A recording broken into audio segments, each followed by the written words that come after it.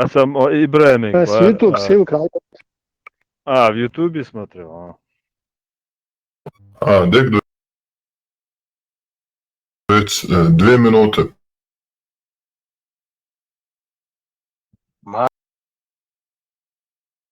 Да, свете сага.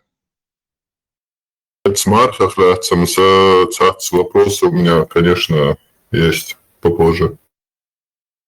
Элди домовола, кацацам, лицу что? Это минута лучше. Рамштана, Хумейл. Это баца видео, да, يوم كده возможность. Дюльдали письменный чат я отвечаю взаимные оскорбления, шкахпи, цакахпи, больше. Что отключить боишься, что будет обавишь, что это аж косахка, не цачу. Пойдем боксом шезешь. Да.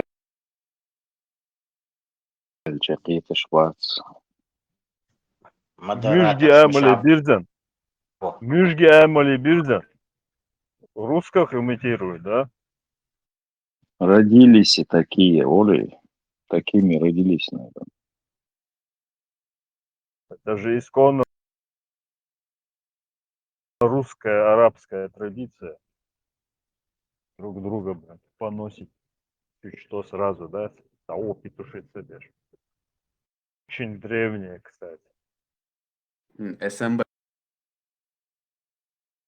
про снохачество хозяину. О, хаза просто. إذا جوغاز مالتوش до ислам денец. Это сокровище русское, сокровище. Культуре наш пош. Культурам говорю. Ибрahim şu an uyuyor. İbrahim ağrıyor. Кузау. Рамштайн, это ауатин, да, Ходорковский ватин, такой главный Кутай патрон. Сялган Томури Вага, на Алаудину, Камелда, Тенхин Кутаевс, короче, российский полностью Кутай патрон, ну, Ходорковский, телевидение, что, аудиочку, а я Вагу, та ничего пояснишь, просто, если уж беги, и ногчи, и это, что, короче, сейчас арбу шпукош, он бадует еще, бадуала. Типа русский оппозиционер выступает плюс. Признанием в любви Трампу, ну вот, например, Апти Алаудинову придется стереть все то хорошее, что он про Трампа писал, потому что тут он буквально за пару часов до нашей беседы выложил такое, ну, довольно длинное обращение. Кусочек хочу показать нашим зрителям про то, как он, глава батальона Ахмат, собирается все бросить и защищать иранское правительство. Хочется сказать Ирану слова поддержки, сказать, что они действительно героически сражаются и героические люди. Что бы ни происходило, конечно, мы должны для себя понимать, что мы должны поддерживать своего союзника. И, конечно, будь моя воля, я бы им продал бы, передал бы, наверное, все виды вооружения, которые только у меня есть. Союзник, не союзник? Да, его бы воля, конечно, но не будем забывать, что все-таки у Апти Алаудинова немного другое отношение к аятоллам, чем у Владимира Путина. Они же для него единоверцы, а для Владимира Путина нет. Я думаю, что на Алаудинова могут возникнуть определенные трения, определенные проблемы у него самого. В конце концов, российская государственность вряд ли позволит ему так широко распоряжаться всем оружием, которое у него есть, да, даже теоретически. И, наверное, вряд ли российская власть позволит ему так осуждать свое невмешательство, как он сейчас его довольно дерзко из закрытого автомобиля осуждает. Кстати, Апти Алаудинов на этой записи выглядит каким-то очень грустным, очень печальным, я бы сказал, в чем-то беспомощным. Ну, наверное, да, наверное, ему сейчас нелегко. Но дело в том, понимаете, что Россия ведь и с Хусейном дружила и ничего не сделала, чтобы Хусейна спасти. Россия дружила, между прочим, и с Каддафи. Личные шатеры ему ставили на Красной площади, и ничего абсолютно она не сделала, чтобы защитить Каддафи в критический момент. Но все эти тираны, лишенные, к счастью, пока ядерного оружия, должны понимать, и они понимают, что они фигуры обреченные, что никакая Россия не спасет. Дружить, там, помогать, говорить слова поддержки – это сколько влезет. А реальной помощи, конечно, они не дождутся. Но, по крайней мере, такие заявления Абсиалаудинова внушают определенный оптимизм в каком отношении?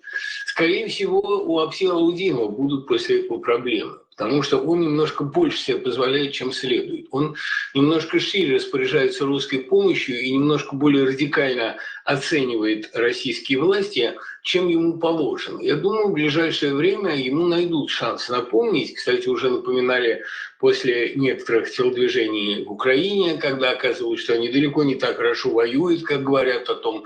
Найдут ему способ, наверное, как напомнить, да, найдут способ его несколько поставить на место. Я боюсь, как бы не вызвало это у нас внутри России, не знаю, боюсь или надеюсь, требований, условно говоря, единоверцев и, условно говоря, государственников. Как бы российские мусульмане, которые действительно иногда забывают о своих границах, как бы они не попытались урвать побольше государственного влияния и как бы им не получить за это дело по рукам. Иными словами, мы же все понимаем, что там, назовем вещи своими именами, мы все понимаем, что конфликт между российскими силовиками и чеченскими, между Рамзаном Кадыровым, его армией и россиянами, это отложенный конфликт из тех гнойников, которые должны лопнуть. Он лопнет одним из первых. На это, кажется, можно рассчитывать серьезно. Хочу одну фотографию показать тоже в связи с событием. Потомок дядь Миши такое Представьте, отношение имеет. представьте, круг яд мою гайван и бряга, круг полностью замыкаться дашь, и все валит ночь тетуешь, ночь ща и хабардуешь, штат, короче, и круг замыкаться дашь.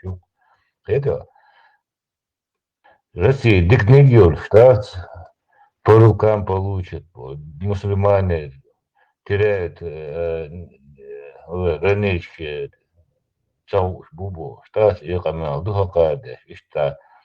Такие горбуха кардеш, пек,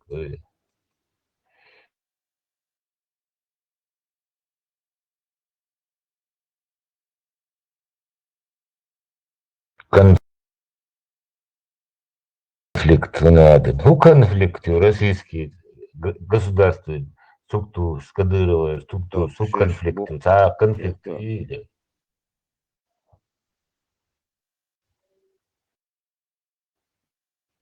субконфликты, дякую, молодцы.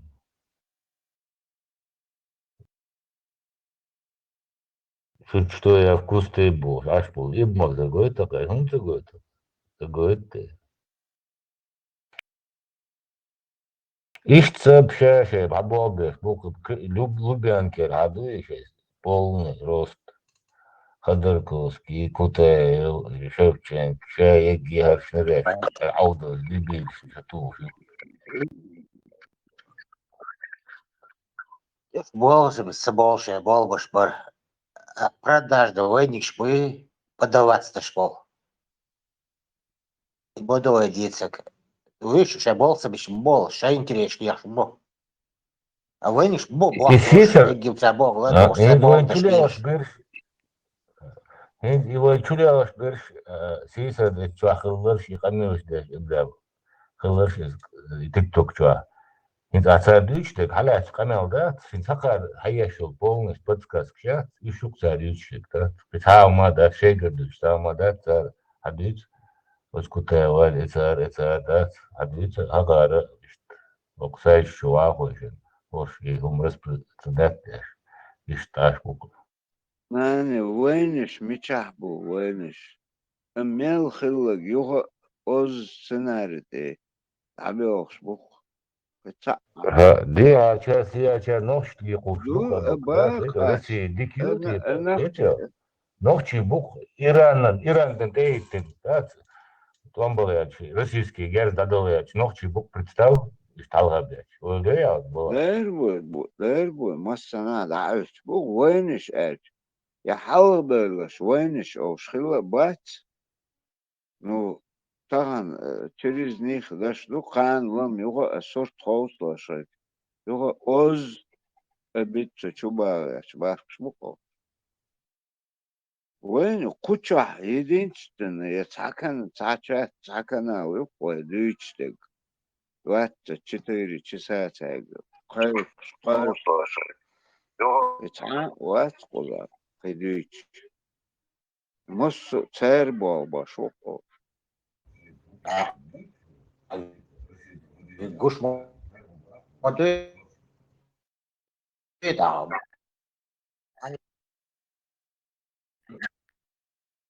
أنا بقدر دي طول لقيت والله هون конкретно датчик вот инсайдер.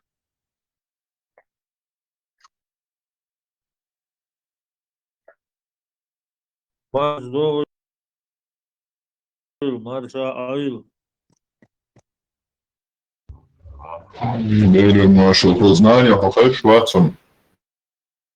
Marhaba.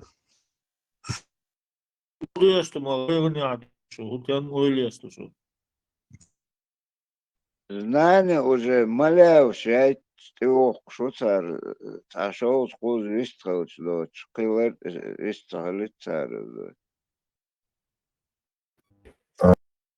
Марфу в Хорватии, конечно.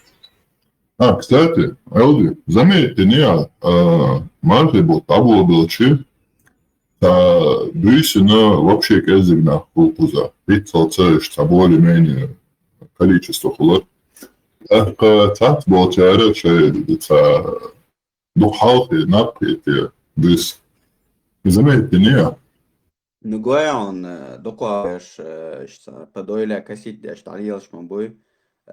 Sun guttar dokvu, vličku jēzieši tā пока открыто шей это бац, шеш модер адиц шей дуэза лига, тонде подойле каситеш. Но это скорее вот касается молодняки. Так, хочу обещам салас, он еще лил деш бади деза диктатор. Хочу обещам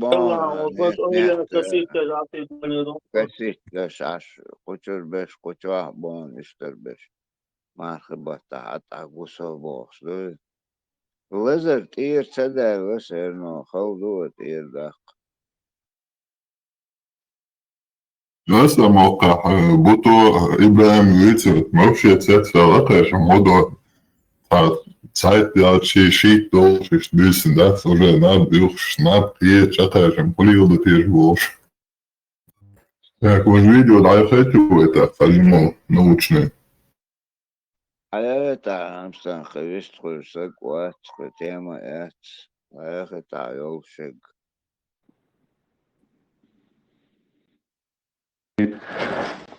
Ассаламу алейкум. Я приветствую друзей, коллег, зрителей, подписчиков. Желаю им всем всего хорошего. И желая хорошего, хочу сообщить хорошие новости доброжелателям и всем тем, кто болеет за нашу деятельность. Вчера в социальных сетях мы сделали такой небольшой релиз, в котором сообщили об потрясающих результатах палео-ДНК исследований по образцам 4, 5, 6 века до нашей эры. Надо сказать, что для генетиков это новость, по крайней мере для многих, я полагаю, это не новость, потому что данные выставлены и в УФУЛ, но, наверное, вот эта вот интерпретация, собирание всех этих данных и рассмотрение их вкупе с остальными сведениями, которые сегодня имеются, имеют в совокупности грандиозную просто по своей силе информационную, содержательную. Сейчас я попытаюсь самым простым образом сказать. Вот у нас сейчас в ТЮЗе было мероприятие, там мы как бы презентуя эту информацию, выступили. Это приуроченное к Дню науки мероприятие, проведенное коллективом ГГНТУ, и как бы обновляя то, что нами там было озвучено, и дополняя это необходимой информацией. Сейчас мы вот записываем эту запись для того, чтобы поделиться этой просто потрясающей новостью, по крайней мере. Мы видим это именно так, особенно если учитывать массу вытекающих из этого последующих выводов. Но давайте сначала будем двигаться по порядку. Вот вспомним 2017 год. Мы помним, что на Западе, значит, в одном из ведущих научных журналов издана была коллективная работа исследователей, там были представители различных институтов мира, и российские, там и Сорбонна, французские, то есть огромный коллектив, по-моему, 24 автора, если я не ошибаюсь, англоязычная статья, более 100 страниц сообщения, и, значит, содержание этого исследования были проведены палео-ДНК-исследования по скифам, по образцам скифских захоронений. И, соответственно, скифы были разделены на две части. То есть это монголоиды, те, которые по антропологии своей монголоиды, и те, которые были по антропологии своей европеоиды. Ну или та самая кавказская раса, как она именуется в других странах. Итак, по итогам из 86 народов-претендентов на это наследие вышло, что именно чеченцы оказались самыми близкими по митохондриальной ДНК западным скифам. Я помню, что тогда достаточно пессимистично была воспринята эта информация людьми, которые лоббируют определенные идеи и концепции в исторической науке. Ну и, соответственно, такая же атмосфера бушевала в социальных сетях. Это здоровая атмосфера, тут все абсолютно нормально. То есть просто это констатация факта. Ну и мысли такие высказывали, что вот, дескать, это родство по женской линии, по митохондриальной ДНК. И здесь пока что еще рано делать какие-то громкие большие выводы. Ну да, тогда, возможно, кому-то могло показаться именно так. Тот же 2017 год Олег Мудрак, он издал в Хазарском альманахе замечательную статью. Это как бы итоги по исследованию эпиграфических памятников, относящихся к салтово-майяской археологической культуре в бассейне Дона. То есть, проще говоря, это памятники письменности, значит, алано-булгарской культуры, на которые были записаны графически руникой, и вот они были переведены, значит, с помощью чеченского языка и, грубо говоря, иранского языка. Но, если я так правильно понимаю, речь идет больше об наречии ближе к дегурскому диалекту осетинского современного. Это не совпадение, об этом еще будет сказано. То есть там были целые предложения, даже предложения переводились с чеченского языка. Например, изображение подковы написано «лан». На глиняном горшке каба, да, написано «налха». Вот тут у нас были возражения в наш адрес, что вот, дескать, у осетин тоже «налх» есть слово, но в данном случае речь идет о кавказском так называемом субстрате по Абаеву, ну, или просто о чеченском происхождении этого слова. Допустим, было изображение лошади или лошадей и текст. Там целое предложение, но вот некоторые слова «зёртадин», да, «шюра зёртадин». То есть это целые предложения уже на чеченском языке. И, соответственно, были выводы сделаны исследователям, что элита. Почему элита? Потому что та часть населения, которая владеет письменностью, естественно, она владеет ею, потому что она образована, а образование в указанный период, это что за период? Это период хазарского каганата, то есть это 8, 9, 10 век, когда мы говорим о салтово-майяской культуре. Если эти люди употребляли в качестве письменного, употребляли вот чеченский язык и, ну, назовем его осетинским, да, подразумевая, что больше идет акцент на дегорцев, значит, эти люди были на верхушке социальной лестницы хазарского каганата. Они были, скорее всего, военными, они были чиновниками, они были администраторами, потому что все эти профессии обуславливали необходимость владения письменностью. Итак, это вот то, что было сделаны выводы и результаты исследования по эпиграфическим памятникам салтово-маярской культуры, изданные Олегом Мудраком в 2017 году. 2018 год у нас тоже для нас довольно эмоциональные результаты были опубликованы по палео-ДНК-тестам, проведенным по образцам могильников бесланского погребения, тоже аланское погребение, которое считается исследовательными опорным погребением изучения аланской археологической культуры. Это погребение 2, 3, 4 века. Чем еще бесланский могильник интересен? Это ранняя аланская культура, то есть это переходная культура от поздней сарматской к ранней аланской культуре, потому что мы знаем, что сарматы еще называются скифо-сарматами, аланы называются еще сарматы-аланами, потому что там традиционно считается, что идет преемственность: скифы, сарматы, аланы и так далее. И помимо того, что в Беслане по палео-ДНК-тестам была выявлена имеющая широкое хождение у чеченцев гаплогруппа G1 соответствующая, и Q-гаплогруппа. Но Q-гаплогруппа, ее тесты были продлены, и она вышла на ветку генетическую, непосредственно относящуюся к современным чеченцам. В первую очередь речь идет о тейпе Шоны. Напоминаю, что Шоны у нас проживают сегодня на территории исторической области Нохчмах, и это Нажаюртовский район, Веденский район, вот это вот направление, то есть это юго-восток современной Чеченской Республики. То есть это был тоже такой потрясающий, на тот момент очень впечатляющий итог и результат. Но, конечно же, были, помнится, высказывания по типу, скорее всего, там аланы пришли, они укрепились на Предкавказье, местные вошли с ними в контакт, значит, участвовали в этногенезе алан и вот как бы случайным образом оказались в этом могильнике как соучастники, скажем так, формирования нового этапа, скажем, археологической культуры на Северном Кавказе. Были и такие попытки, то есть мы помним, да, митохондриальная ДНК со скифами совпадает, не, это случайно, значит, Y-хромосома, мужская генеалогическая линия вышла на чеченскую ветку, это тоже случайно. Хорошо.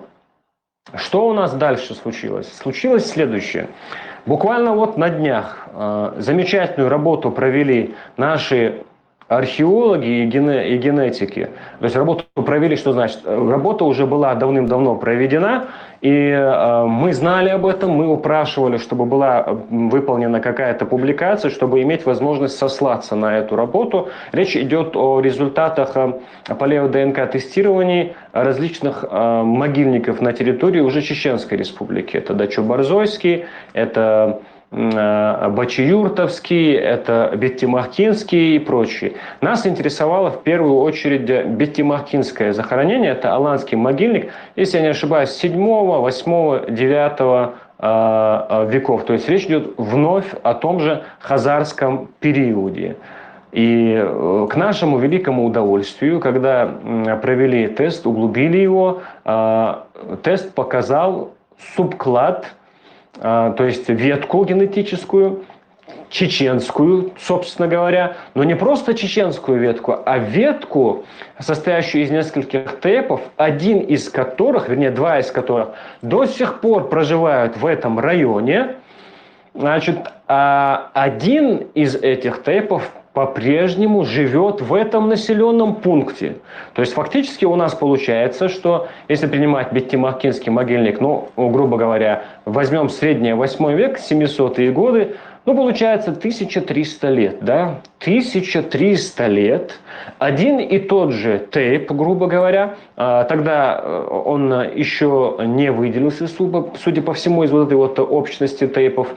На тот момент он проживает, то есть по сегодняшнему он проживает на этом месте, эти люди, уже 1300 лет, чтобы вы понимали. За 1000 лет целые нации, целые группы народов перемещались и меняли свое место проживания. А у нас феномен, когда одна родовая группа, хотя она сегодня разрослась в тейповую ячейку, но это родовая группа, потому что она идет строго по родству, по происхождению своему. То есть она зацепилась за этот участок вот уже более 1000 лет. То есть это о чем говорит? Это говорит о том, что земельный вопрос, между прочим, он обострился и остро стоит в чеченском народе, в чеченском менталитете исторически не сегодня, не вчера, не 100 лет, не 200 лет. И вот это ревностное отношение к земле, тейпан-лам, тейпан-мох и так далее, оно обусловлено вот этими вот результатами. Объясняется, что это генетически обусловлено и преемственно на протяжении тысячелетий. Итак, это у нас Беттимахкинский могильник. Теперь та самая потрясающая новость, которая нас впечатлила, заключается она в следующем. Вот мы обратили ваше внимание, вот у нас Беттимахкинский могильник как уже состоявшаяся аланская археологическая культура. Значит, у нас Бесланский могильник как переходный позднесарматская раннеаланская культура. Ну, это раннеаланская культура, но она следующая. Буквально это идет преемственность, то есть переходный этап. И что нас интересует? Тут у нас идут аланы, у нас идут сарматы. Что нас интересует? Нас, естественно, интересуют скифы, которые считаются как бы стартовой площадкой для алан, которые во втором поколении скифы. Что у нас есть по скифам? Так вот, есть такое известное, значит, погребение, оно комплекс могильников, который расположен на Гаймановом поле в Запорожской области. Значит, провели, опять же, исследователи западные, опубликовали в авторитетном журнале англоязычные коллективное исследование, тоже провели по могильникам скифской культуры археологической палео-ДНК-тесты. И на Гаймановом поле один из образцов углубили. Что вы думаете? У товарища, погребенного на Гаймановом поле, вышел тот же самый субклад и генетическая ветка, которая выдала у нас по итогам тестирования, выдал у нас Бесланский могильник. То есть, если вы посмотрите в Уфу, там уже этот ancient, старинное древнее погребение, оно уже выставлено. И у нас получается просто потрясающая картина. Посмотрите, речь идет о погребении 4 века до нашей эры. Я говорю о Гаймановом поле, я говорю о скифе, у которого выдал гаплогруппу G1, там конкретная ветка от 53-53, это вот ряд тейпов, представляющий два крыла. С одной стороны это Беной, Керлой и родственные им, с другой стороны это Садой, Билтой, там Мотпары, Калхадой, родственные им.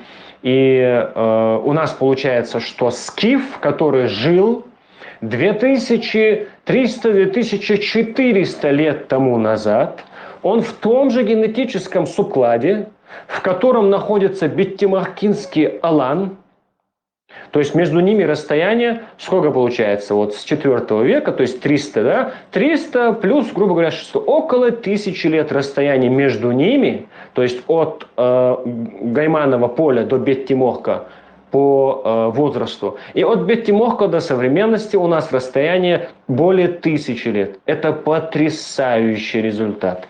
Почему?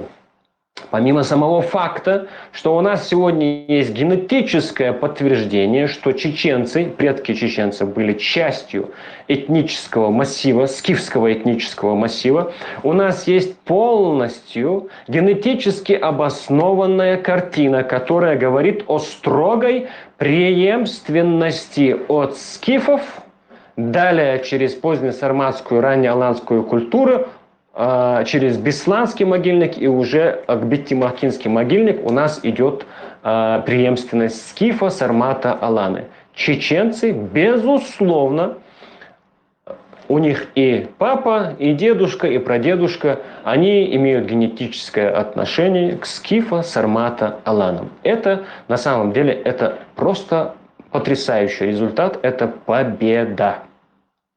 Это вот основная мысль, которую мы хотели выразить. Теперь, справедливости ради, мы вот в нашей монографии Сим-Сим мы описывали модель устройства Сим-Сима. То есть Сим-Сим – это новая формация аланского улуса, которая находится... Аланский улус – это бывшее Аланское царство, которое после распространения могущества, владычества монголо-татар, он как бы стал улусом и в какой-то момент приобрел суверенитет и независимость. Но вот в рамках административного устройства Золотой Орды, ее концепции, мы рассмотрели и разработали модель устройства этого улуса, то есть Сим-Сима, который представлял собой два крыла. Мы указали на письменные источники, согласно которым западное крыло именовалось Ас или Асия, и восточное крыло именовалось Сас или Сасан, он же Чечан в источниках 15 века. А здесь еще раз повторяюсь, ни в коем случае не надо бояться того, что административная картина того периода не соответствует современной этнической картине, потому что народы перемещались, да и проживали на какой-то территории совместно. Это все естественно и нормально. Что нам хочется здесь отметить? Возвращаясь к нашей салтово-маяцкой археологической культуре, то есть это хазарская культура, культура периода хазарского каганата – это алано-булгарская культура. И по ДНК-тестам, опять же, если я сейчас Подгоровский, по-моему, да, Подгоровский могильник 8-9 века нашей эры, это там показал субклад G2A корневой, М410+, по-моему, он имеет широкое хождение у чеченцев, его надо углублять. Но есть еще один результат, тоже относящийся к салто-маяцкой археологической культуре. Это могильник из Дмитриевского городища, Дмитриевского укрепления 7-8 века нашей эры. Так вот, там вышла генетическая ветка, в которой состоят, это очень интересно, и искренне меня очень радует это. Вышел субклад, в котором, вернее, ветка вышла, в которой состоят следующие народы. Это осетины, это дегорская ветка, это балкарцы, это сваны, это карачаевцы, это, значит, частично это кабардинцы, но речь идет здесь о чем? Это тот самый. Вот было произведение Ашхарацуйц, армянская география, обычно считается, что она приписывается Анания Широкаце и датируется 7 веком нашей эры. Как раз таки там описывается картина на Дону, и там упоминаются аштигоры, которых ассоциировали, атрибутировали как предков дегорцев или предков осетин, и фигурировали нахчиматьяны. Нахчиматьяне, янг – это армянское окончание, нахшмат – это корень. Было много споров, попытки отодвинуть, значит, не рассматривать в рамках этого термина чеченцев, но сегодня мы видим следующую картину.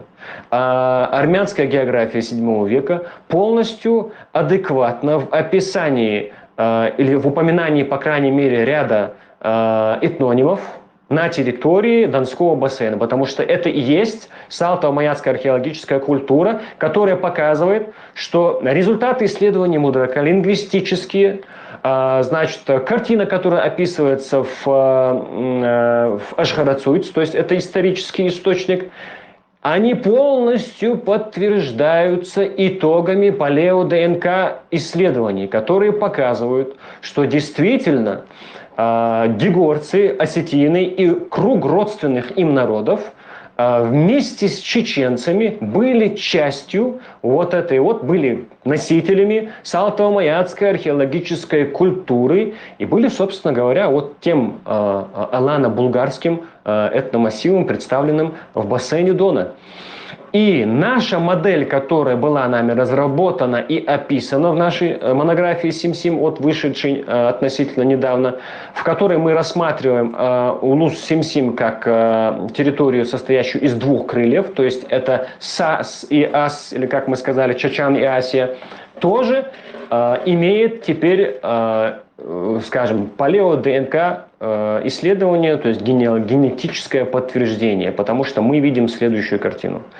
Кузнецов, который разрабатывал тему аланского царства, который разрабатывал тему аланской археологической культуры, который очень дальновидно высказал мнение, обосновал его, что Аланское царство представляло собой, Аланский союз представлял собой союз предков большинства народов сегодня известных нам. То есть это и чеченцы, это и осетины, и кабардинцы, и балкарцы. Но здесь надо учитывать, что речь идет о перекрестной ассимиляции. То есть надо понимать, что, судя по всему, дегорцы, балкарцы, значит, и вот те группы языковые, которые показали с ними родство, они не были тюркоязычными, они были ираноязычными, причем тяготели к дегорскому диалекту. И впоследствии мы описываем все эти процессы, ссылаемся на массу авторов, на источники, на памятники. Значит, судя по всему, вот эти вот атюркизация окончательная произошла вот в XIV-XV веке под воздействием миграции нагайцев, крымских нагайцев, являвшихся частью, значит, мамаевского юрта. Эти же процессы, они происходили и на Северо-Восточном Кавказе, но это отдельная тема для рассмотрения. Итак, у нас получается, что вот этот вот болезненный спор, который был на Кавказе, где каждый тянул одеяло на себя и вел себя на самом деле неприлично и недостойно, особенно в рамках вот, Содружества народов, да, Кавказского Содружества народов, которые имеют так или иначе общую историческую какую-то канву, наследие. Я не побоюсь этого слова. Вот в рамках той картины, которая перед нами сейчас встает, речь идет об наследии кавказской цивилизации. Потому что в итоге получается, что аланская археологическая культура, она была синтезирована как результат этногенеза и сосуществования этих народов. Но я хочу подчеркнуть, что на данный момент по результатам углубленных тестов скифский период подтверждено, доказано. Вот эта вот генетическая группа, которая у нас есть в Бесланском могильнике, и прямые сегодня ее родственники, они проживают на территории Чеченской Республики и не только. То есть это конкретные носители названий тейповых, родовые, племенные ячейки. Ну, племя неправильно будет, тейповые ячейки. Они связаны с погребением, которому более 2000 лет. То есть это доказанная генетическая история и преемственность чеченцев на протяжении более 2000 лет. Это скифо-сармато-аланское наследие. И завершая это небольшое выступление, хочу вспомнить одну из работ Багаева, нашего археолога. Им была осторожно выражена когда-то мысль, что скифы в своих походах на Ближний Восток, а они и с Ассирийской империей воевали, и с Древним Египтом воевали, на самом деле была им выражена мысль, что они в действительности оказывали, возможно, поддержку родственным им племенам, проживавшим на территории вот, Закавказья, так называемого, то есть это Урарту и вот этот комплекс государств, которые там существовали. Судя по всему, он был прав. Дауд Яхайберг ТВ, всех поздравляю. Ассаламу алейкум ва рахматуллах. Оша довольно, маха что цепи. Твой, магатую твой, ряхар, да?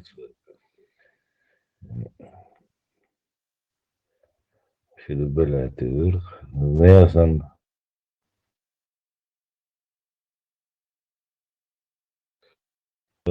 Рамштейн и قطع فيديو يأتينا إذا هو اثنين خلقلا سياسة إبراهيم ألبهم دريات типа Россия управляет евреев, Израиль, да, хамел, дон, Короче, Царь Гладыш, Абу Кирилл, Мюжги вообще не принес обиды. Вообще бях бат, вайз ертва фюк, еще ертва юк, это. Вайсан жертва я букв. Ладва просто камели, да, просто. Тадул на дешду камел, просто царь. Самый правный народ в России, всеми. Да, да, и прям просто ой, куда вообще букву хабах, он сидит, а загдали управлять Россией. Лишь был, да, между югаем, ищ тачуту в букар пау. А выше вообще девиль сейчас, высказывать, может канал что девильщу. А хош его рити еще сейчас на халха бьет бьет, хош бухарна соус бьет, да, so نحشف من غفنا بالبخ نحشف بس شو هو شن هنا بوشون هذا ده صار شعب هوش بيجي بيه بدويتي فيرجن هو интересный. Дорогие друзья, братья и сестры, сегодня с вами мы, Руслан Айсин и Руслан Кутаев. И, как обычно, по средам мы общаемся. ГБшник. То, что происходит в мире. Ну и, конечно, Джемали. На Ближнем Востоке. Последователь. И, как мы видим, она расширяется. Так или иначе, ну, просьба, как обычно, ставить всевозможные вот эти причиндалы для продвижения и подключать нашу пен поистине. Руслан, ассаламу алейкум ва рахматуллахи ва баракатух. Ва алейкум ассалам. Ва алейкум ассалам. Тебя, уважаемые зрители, приветствую вас. И Руслан говорит, подключайтесь, расширяйтесь и побольше подписывайтесь.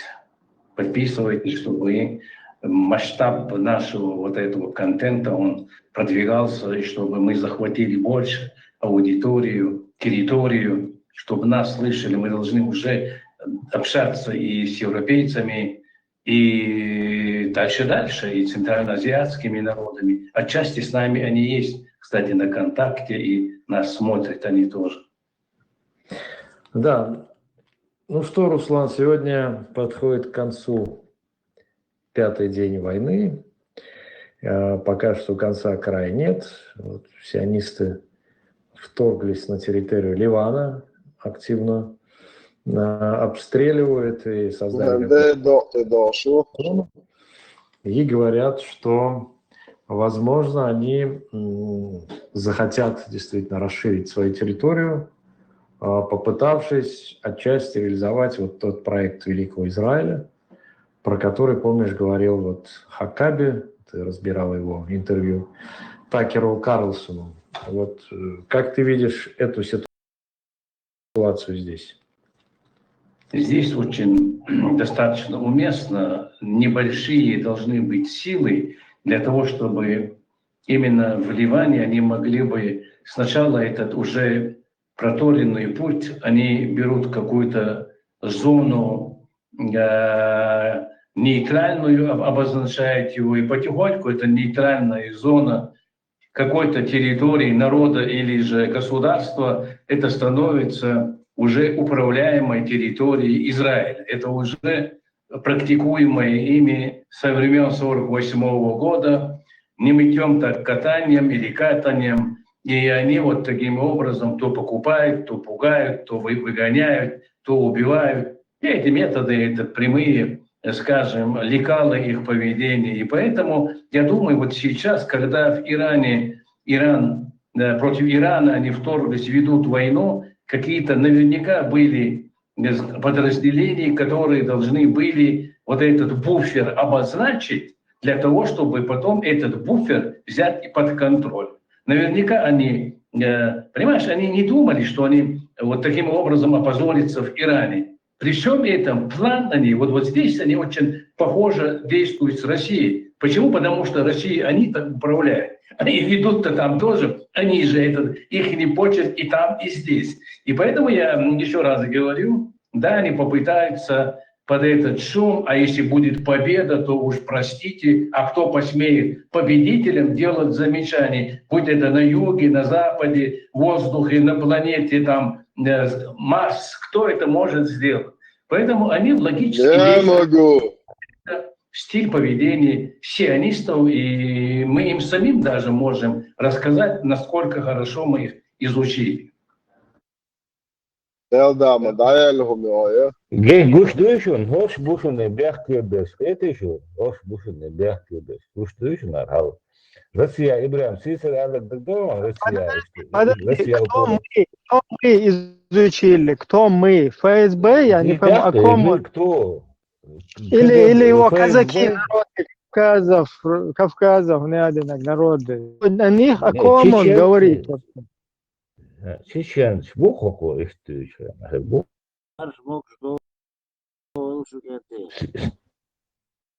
işte Türkçük var. Marşu. Ja, marşo. Nahçı okduç, FSB, Sülik, 12, Tatar, Şmalboş. وقعدنا هنتانا سانا وعوش وقت نص عرقة إيهم فيش دات سينش نادم إيران قاعد إيران جو ديك بشاق قلبا دات سيت وعوش وقت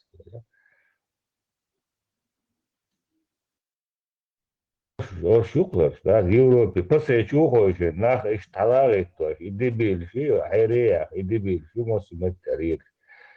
Harum şuk sözü. Ciddi bu bakma be. Bas. Bu Rusya upravляет üç buba.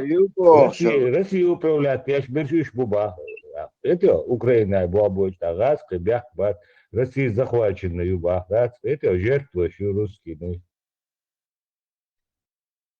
Avnatik opozitsiya bu boş balğasqı batçam olş yer yok yerdat. İşte diyet taşualın mavir.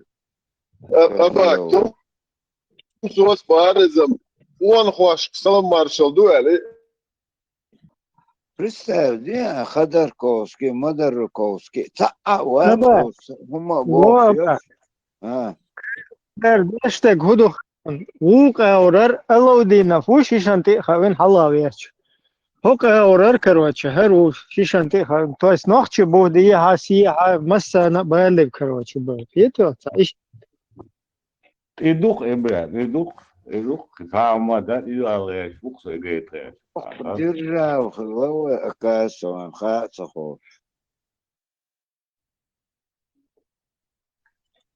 Tumsos elek begtadošan, tumsos do bagnas oites tašola, мысли ислама охва представитель хвато. Шабеч как по одной дудке.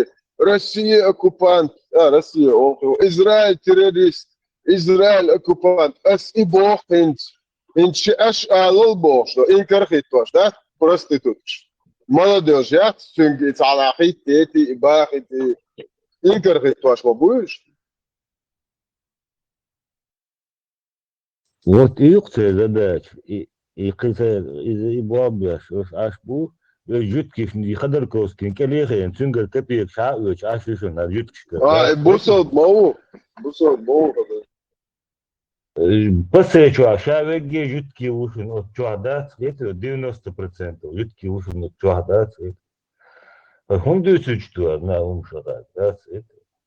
Норше, канник. Танчу, раз кайчун хавахи, так, здравствуйте, меня, я вам укаг. Ой, it's een dayaat en jongen, melo, swat was, kana chukwas zusa into yokkels.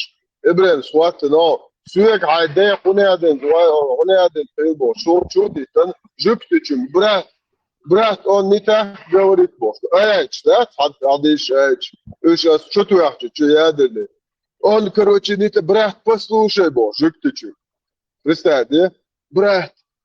أصدق تيتل أنت نوختي تشنير يوختي جبتشن جرزنشن تاش ندلو وقت على نوختي دينا وش جبتشن تاني جرز توشن شيء ديني با ديرموي ما يريت يزرعون شو أنت دين برات تعمول جبتشن أبلوده عدني عش بيزعل مدو برات إيه كم يلي عيشي يسيا بياتي أيه بياتي سوق شعبه Sunder çüyerkin mayıyor, au çuçu duy, iş ıkamerde. قطع üyesi Еще Абак, югрек, еще что 96 по 99 ночи дискредитировать в Аббас и Европе, Абен продолжать лишь буквально. dergo az sigah prete dina Китамадат. çok da hunca çok doşlu ta problema yat boş daş yutar ta yat problema guçoş oz daş bu oz senaryo yoksa reşek ta khoytun hum da taqtartık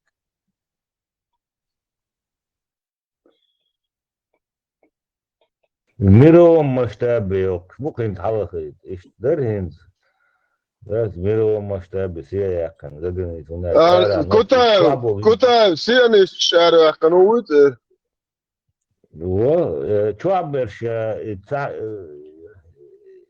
иркаритуаш Шевченко киберш бу муфти кивдавич араберш кутаю хош бу вахойшен араберш ده بوق تمسو اخواتوش تشواوشن إسرائيل تيروريست إسرائيل أكوبانت إنت أسن أشعال البوش إنت قايق مش داش شوية يخيل بروستيتوت İşte tüm sonuç başka iş mi batın züterhudin tabi damus ötseyna hal خيش varış sexi xoço hin خيش bat ويكيزي دي نقصر ويكيزي دي نقصر не серьезно действительно خيش батышем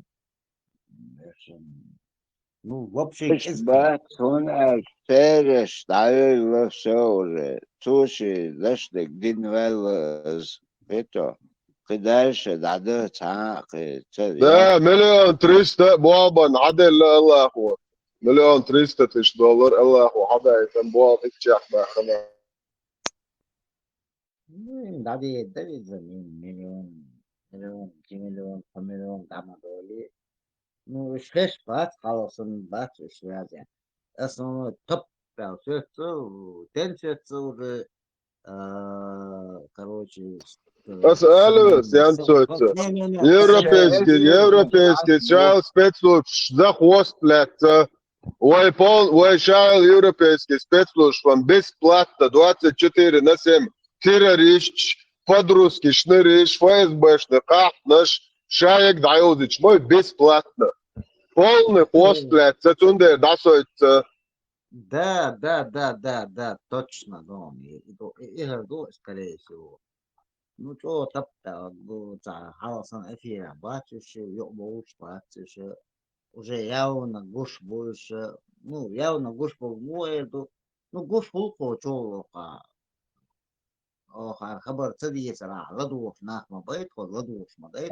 شش بيتاع شو بيش ويتاح شرق والغش уже тумсо وشو полностью قام سزرتنا تاع проблем سغوشين бош ديش аш бонус قان تقن воскресенье قان دوم воскресенье قان واخن تумсо خيغون ايش еще ча просто акамеш садацар халдашдеш ну демократ шолошон нет халасан башнуш халасан о ёбелышан гагуш ёбел и на полный ёбел даже ихиям без полнаш кез буш боже докко ёкко таму это докко ёкко результат ёкко короче досон Рамштейн, это что у вас радио Мальфичу, ссылка ты сам, YouTube чё. يؤمنوا تطلع حاجة يؤمنوا تبيرون دات это было. И вот те вообще рады дон дучтек, да, вот десятшин дучтек, вообще курбич пон. И дешо дала СМР, это интервью чвегуй. Из до гейдар жимали, цунгара уючала, это, короче, цун как бы соратник упаси. وين قبشت مدح يشا جبت يبوش ليش جبت يلاسون أبوشن يوقع Татарин убах, не, татарин. جبت يوالتو вот скажи, ты услышишь это. Татарин уша обалзу. Ahvuycak do, Alif to вечер, prostitut, duplu, FSB-ште. Ага, пятнадцать. Вот что очки аштег дует, очки аштег кутает, связи дует. И душен лубянский проститут, джупти дала. Пускай евреи свою проститутку усмирят. Пускай евреи слышат, что его проститутка настраивает чеченский народ против израильского народа. Пускай Моссад посмотрит, чем занимается от их имени лубянская проститутка. Чеченцев и евреев стравливает.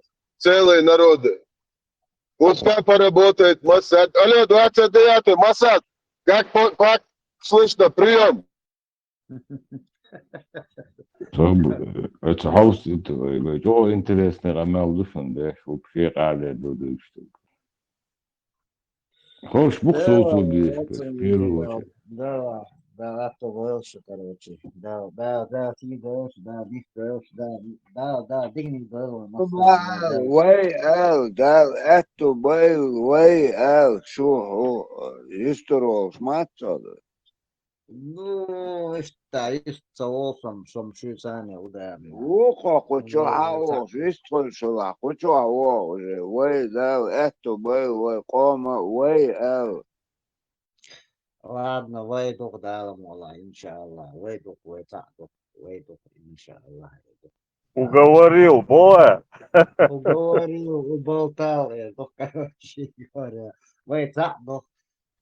كروي داتر ألا القيرة كوارت بوق بو الرس والله أنا أوقع ده شو ترواسة ده كروا ده خبر دي شو ده دلاها مخ دلاها إيد دلاها إيش دلاها بيو دلاها ويتا هدو خان في ساترتي وي كوتشو دحوش بول ريزا وشو سقوي تو أوستق وي ألديش دقيتو هما أتاج وي ألا كاردو شن تاع كيرتو تدو كيرتو هما تدو كاردو مو أوصل شيء إيش تبلاد إيش تكيتا أو تاع أوستق أول دعويش بدأ دقني دو نو وي إن هر وي إيش أس وي تاع إيش تاع كاكتا Хин Сачун штраф я зерел, он ехал, короче, статья горел. Ворошил. Ладно, короче. Резво так, хорошо. Сюда резво. Масома резво, да, убийство, да, дигник до войн.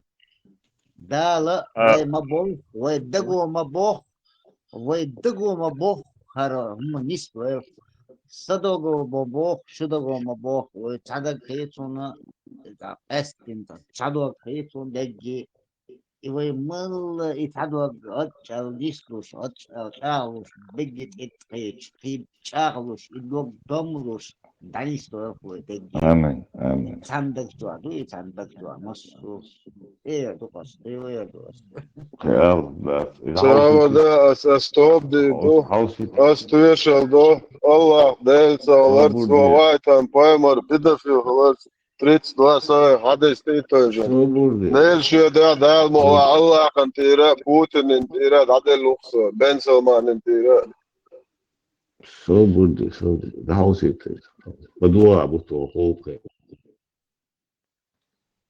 Итак, ассаламу алейкум рахматуллахи баракату, доброго времени суток. Salam aja değil. يؤمن وتنطط غيرته. Salam hayeti, что это? Говорю, пытается под этот шум, а если будет победа, то уж простите, а кто посмеет победителям делать замечания, будь это на юге, на западе, в воздухе, на планете, там, Марс, кто это может сделать?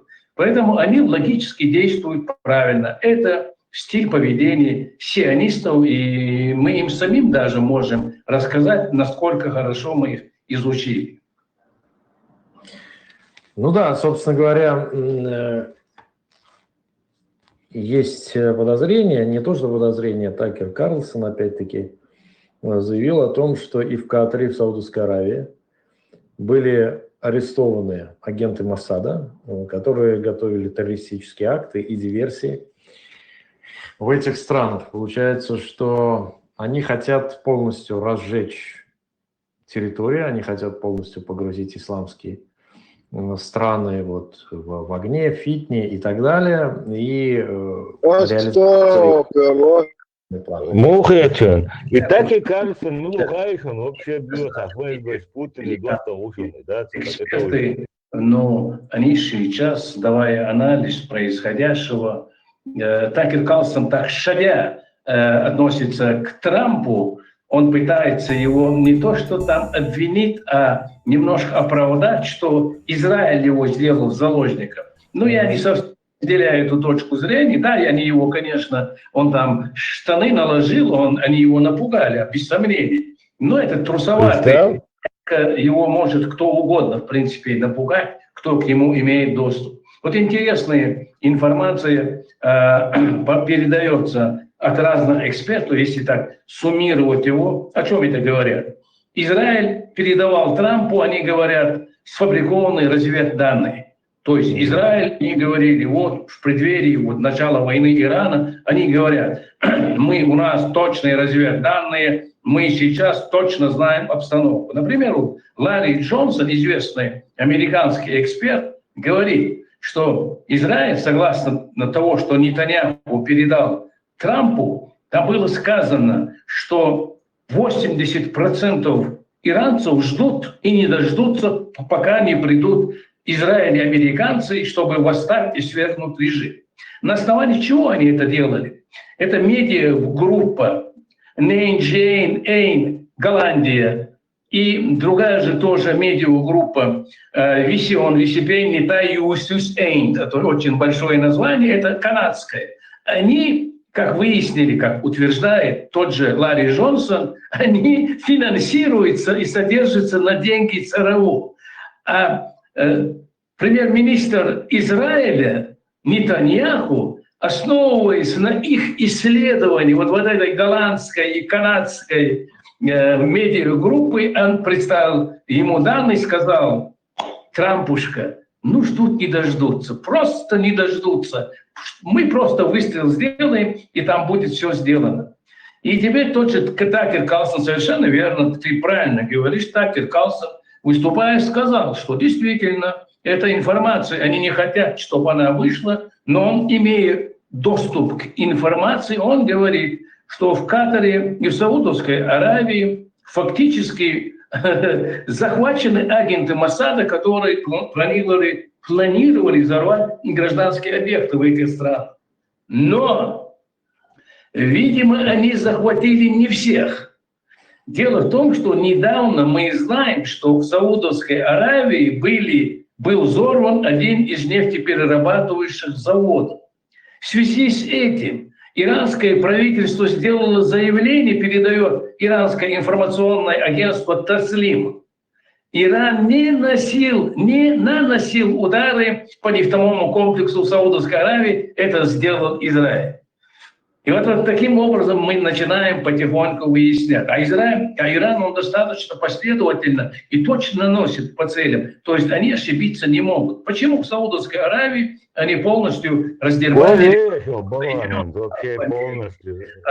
Где вот буквально в Эмиратах горело консульство Соединенных Штатов Америки. То есть те объекты, которые Иран выбирает и наносит удары, здесь они не ошибаются, и здесь они же с самого начала заявили, мы не имеем никаких плохих отношений в отношении стран Персидского залива, мы будем бить только по объектам, которые расположены на их территориях, которые являются врагом нашего государства, то есть по объектам Соединенных Штатов Америки. И здесь вот сказать, что они заявили, значит, они следует своему заявлению. А сказать, что направление удара было изменено, не приходится, потому что Иран доказал, что у них ресурсы достаточно точные. И поэтому, конечно, мы доверяем, во-первых, тому что их уже некоторых нейтрализовали и захватил агентов Моссада. Но вот видишь, уже успели взорвать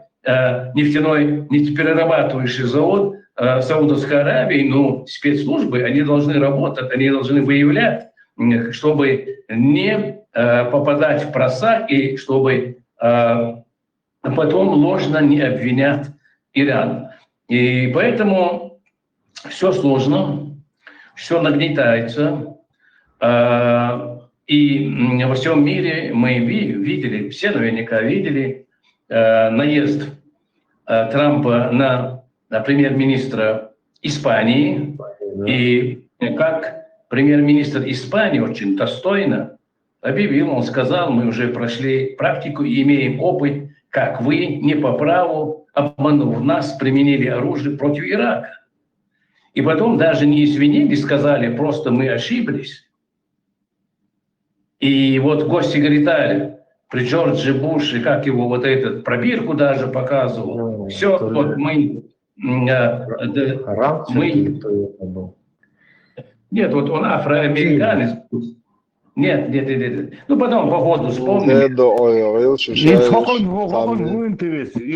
Иран защищать. Опасности показывал, все, вот. Куда он делся?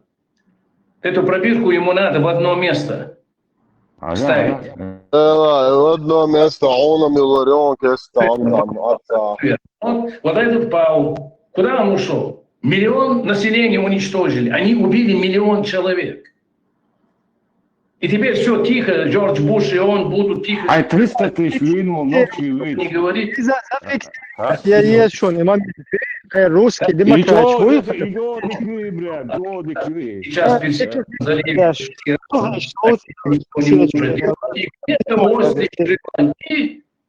Министр обороны США. Алло, Рамсфельд нормацию целая, он тяю алиес бахту его проверку, и аю швара, он интересует брагас иранчно отцу чего защищать, вот я хочу помогаться отцу да. Он дехует цигерболчте, докон, дехует цигерболчте, докон. А это тоже Константин улучшил. Журналист и вообще про путинский, вообще табюхо мы из нас ее дняндаешь, да, рассылать тебе. Так и Саудовская Аравия чуть отцу точно такие что Иран, где елочил Масаду, агентство их не бахнет, он интересует, не камелда. Это был. Сон Аллах да, что это. Хексет хвастается, что они уничтожили какой-то иранский фрегат или какой-то корабль иранский. Сейчас они будут по всему миру бегать и вот незащищенные какие-то там воздушные морские суда будут уничтожать. Почему они это делают? От бессилия. Потому что они ничего не могут делать. Кстати, Кейн, который ранее заявлял, что только боеприпасы на 2 недели, он сейчас пытается, не знаю, была информация, что его освободили от занимаемой должности. Так вот, он сегодня сделал заявление по анализу наносящих ударов сторонами. Иран уже иссяк, у Ирана уже нет боеприпасов, и буквально со дня на день Израиль и Америка могут войти и просто взять Иран. Я тоже это думаю глупости. Я убежден, что это глупости. Иран, вот всегда у них была одна проблема. Они всегда, вот эти люди западной культуры, цивилизации, вот эта так называемая белая кавказианская раса, они всегда, мы, кстати, являемся этой расой, но они в отношении азиатов, афроамериканцев, они всегда вели себя и ведут надменно, считая, что они их умнее, что они их проворнее.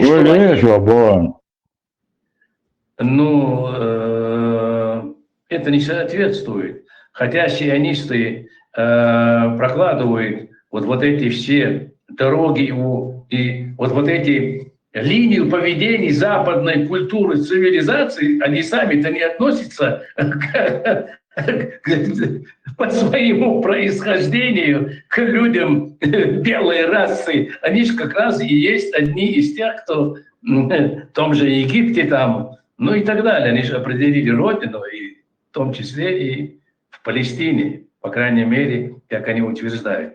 Поэтому к людям надо относиться с уважением.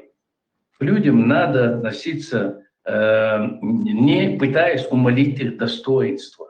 Если только возгордишься, если только вознесешься и начинаешь задирать нос, то тогда обязательно получишь, и обязательно будет поражение. По этому поводу, я, кажется, даже один раз и приводил это в нашей передаче, я думаю, будет не лишним напомнить и зрителям, во времена пророка, саллаллаху алейхи вассалам, устраивали скачки верблюдов. И у пророка был верблюд, саллаллаху алейхи вассалам, который всегда выигрывал. И вот один раз верблюд пророка нашего, саллаллаху алейхи вассалам, проиграл. И тогда ансары, сподвижники пророка, они очень огорчились, очень расстроились.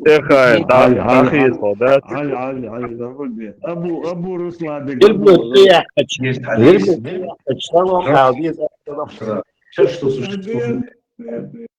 Всегда наступит время, когда они найдется что-то лучше их, и когда они проиграют.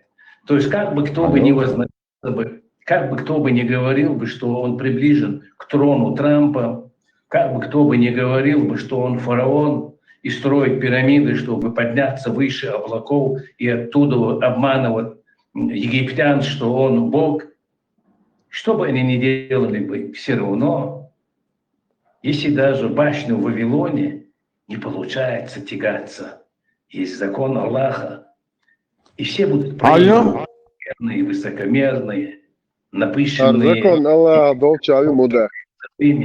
все равно проигрывают. Закон Аллаха, закон Бога.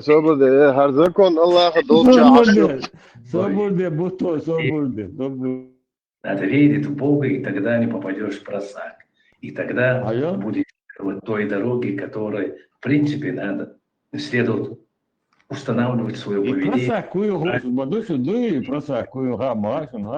Говоря, технику и технологию поведения и в науке, и в технике, и в обыкновенном обществе.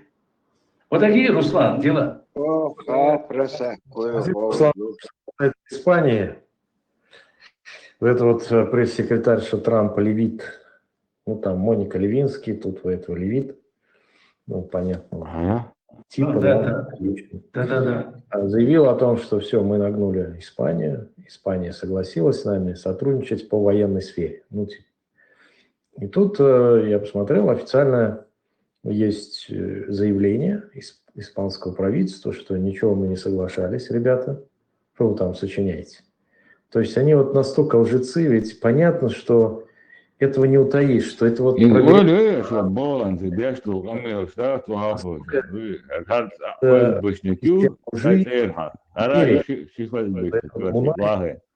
Просто вот не стесняясь, не моргая глазом, они врут, так же, как они врали в отношении Филистины, там, да, убивают детей и прочее. Сейчас то же самое.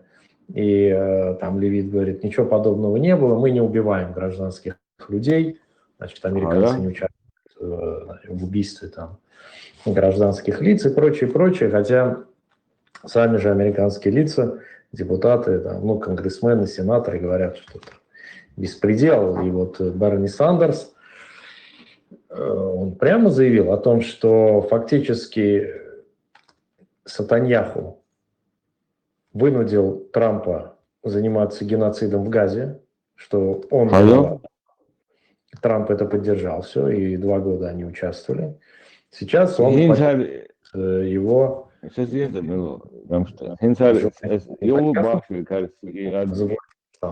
просто в целом погрузить исламский мир в смуту, в хаос, в войну друг против друга. То есть это вот система, и вот когда ты завершил свой спич, вспомнил, что вот этот министр обороны Хексет, вот этот вот, который открыто говорил, что он ислама, он, знаешь, что заявил? Он заявил, что пускай эти там, значит, мусульмане, он про всех говорит, они там, значит, своими влажными мечтами об эсхатологии не увлекаются. Сейчас мы придем и все решим, как правильно. И тут же, значит, стало известно, что огромное количество вот офицеров, солдат, ну, жалуются, там специальные службы есть, с тем, что якобы вот всевозможные офицеры, фанатики, говорят, ну, как раньше было, в советской армии ты служил, вот эти вот замполиты, значит, накачивают их, что Трамп – это посланный Иисусом человек. Это Армагеддон, это последняя битва, значит, сейчас мы там всех захватим и Израиль освободим. То есть, фанатики, значит, они там какие-то придумывают себе религиозные темы, и при этом они же эту же риторику используют, опираясь на библейские, значит, тексты. Как это можно? Да, библейских текстов нет, весь фокус-то заключается, это протестанты, это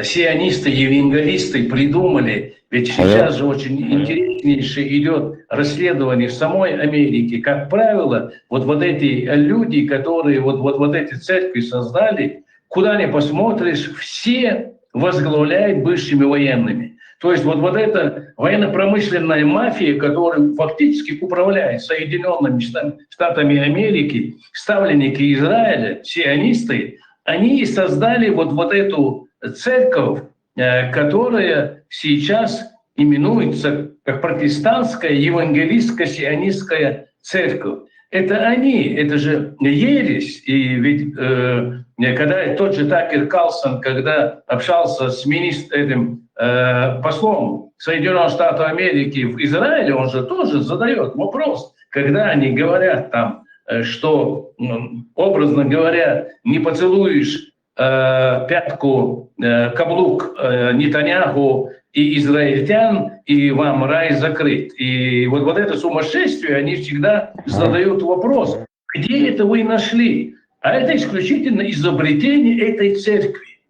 Понимаешь, как правило, вот эти послушники, которые приходят туда, ведь они же не заморачиваются, они что, Библию изучают? Нет, конечно, они взносы соответствующие вносят. Что мы узнали обратно Такера Карлсона? Оказывается, христианские сионисты Соединенных Штатов Америки выделяют на содержание новых вот этих репатриантов, которые заселяются в Израиле, 5-6 миллиардов.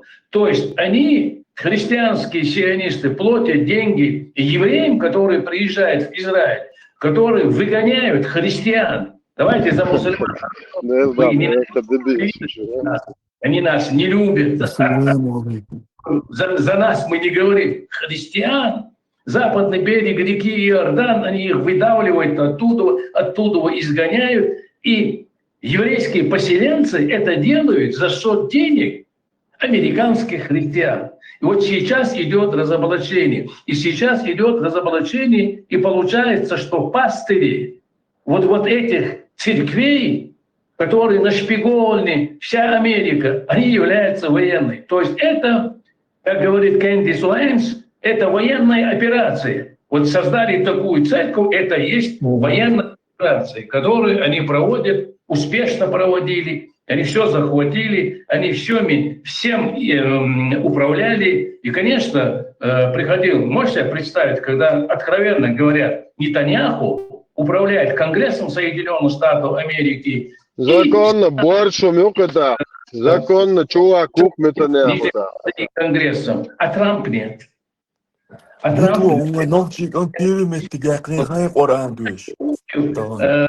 от того, что this is the Камасутра, видите? Аллах Акбар, Аллах Акбар. Друг Трампа, который с ним там играет вот в это, что они там играют?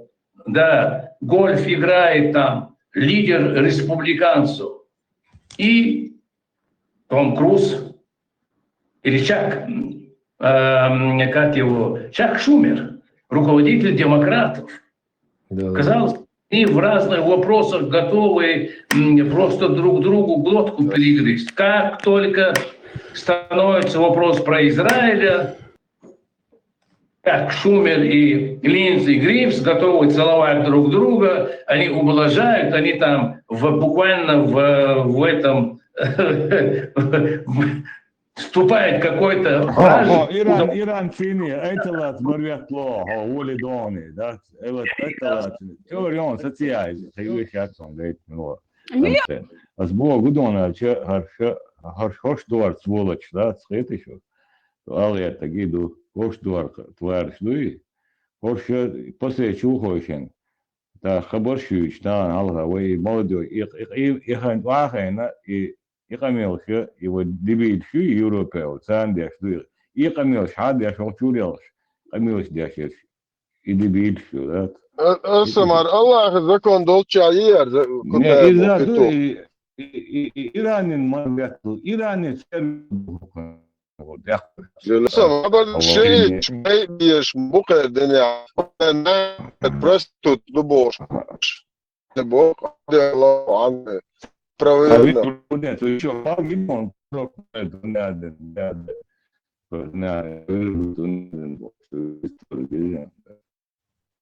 Абу Руслан, Шейх Руслан. Я из-за дури просто, ну, подбросит, я вентиновал, да?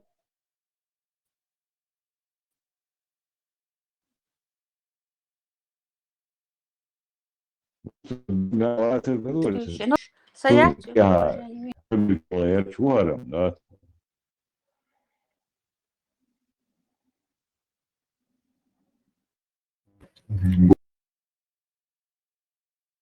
Butu אחרי שואצון.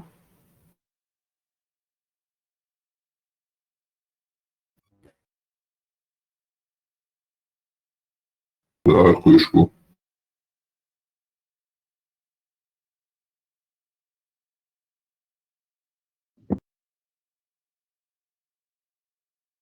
Колин, Мари,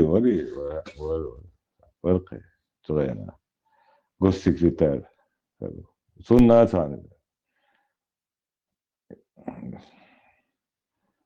إيش هم شقوا ذات Из Хагаря, Абу, Кирилл, из Хагаря целую сетью агентурную. И Америка, Израиль управляет пять. Россия управляет пять Израилю полностью. А дуне Израилю, но хара просто хар кута вдруг лукус Израиль. Представь? Не, я имею в виду Ари Хеберш, Мюжгишин, Бобеш. Ну, напрямую цаба. Ну, как бы там ни было, там, детали. Напрямую, бля. Он,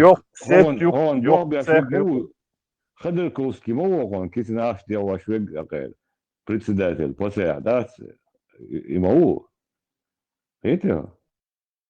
Саши Койоч, полный сетью, закон нашей линии, да, халхе дюна баса. Не сегодня, не вчера, а очень давно, оказывается, эти... Россия, бях, бац, типа, Россия жертва, да, все захватить, да, Мюжги вообще ни при чем такие. Вообще ни при чем, вообще добряк, могу мальчики в трусиках, да. Да. Понятно, если уже Саши Койоч, человек сетью, сделал, да, Саши Койоч, полностью, халхе дюни, что линии, хайох шуцеры. Вообще сомнений уже нет абсолютно никаких. Я вам говорю, он был СНБ, верблюд. Верблюд пророка, салату салам, что и ларцом. И дикер. Не, что дикер. Да, это распространялся, но он, видимо, тоже на старости лет он тоже дуреет. И как бы это бессвязно говорить. У пророка был верблюд, салату, или верблюд пророка, Да. салат. Верблюд юқойуч. Дева ауыр остехайн, дахи свиш, да? Я бурчуал. Сетсалство. Да что и шум дейтерам от этого ца он даже дискредитировать варбе, что шум. Наоборот, доли отдых доктор идти. Гораздо труднее было бы с ним бороться, если бы он это не говорил. Поэтому, наоборот, поддерживайте его. Давай, Бог. Вперед против мирового зионизма. Критиковать могли, наоборот.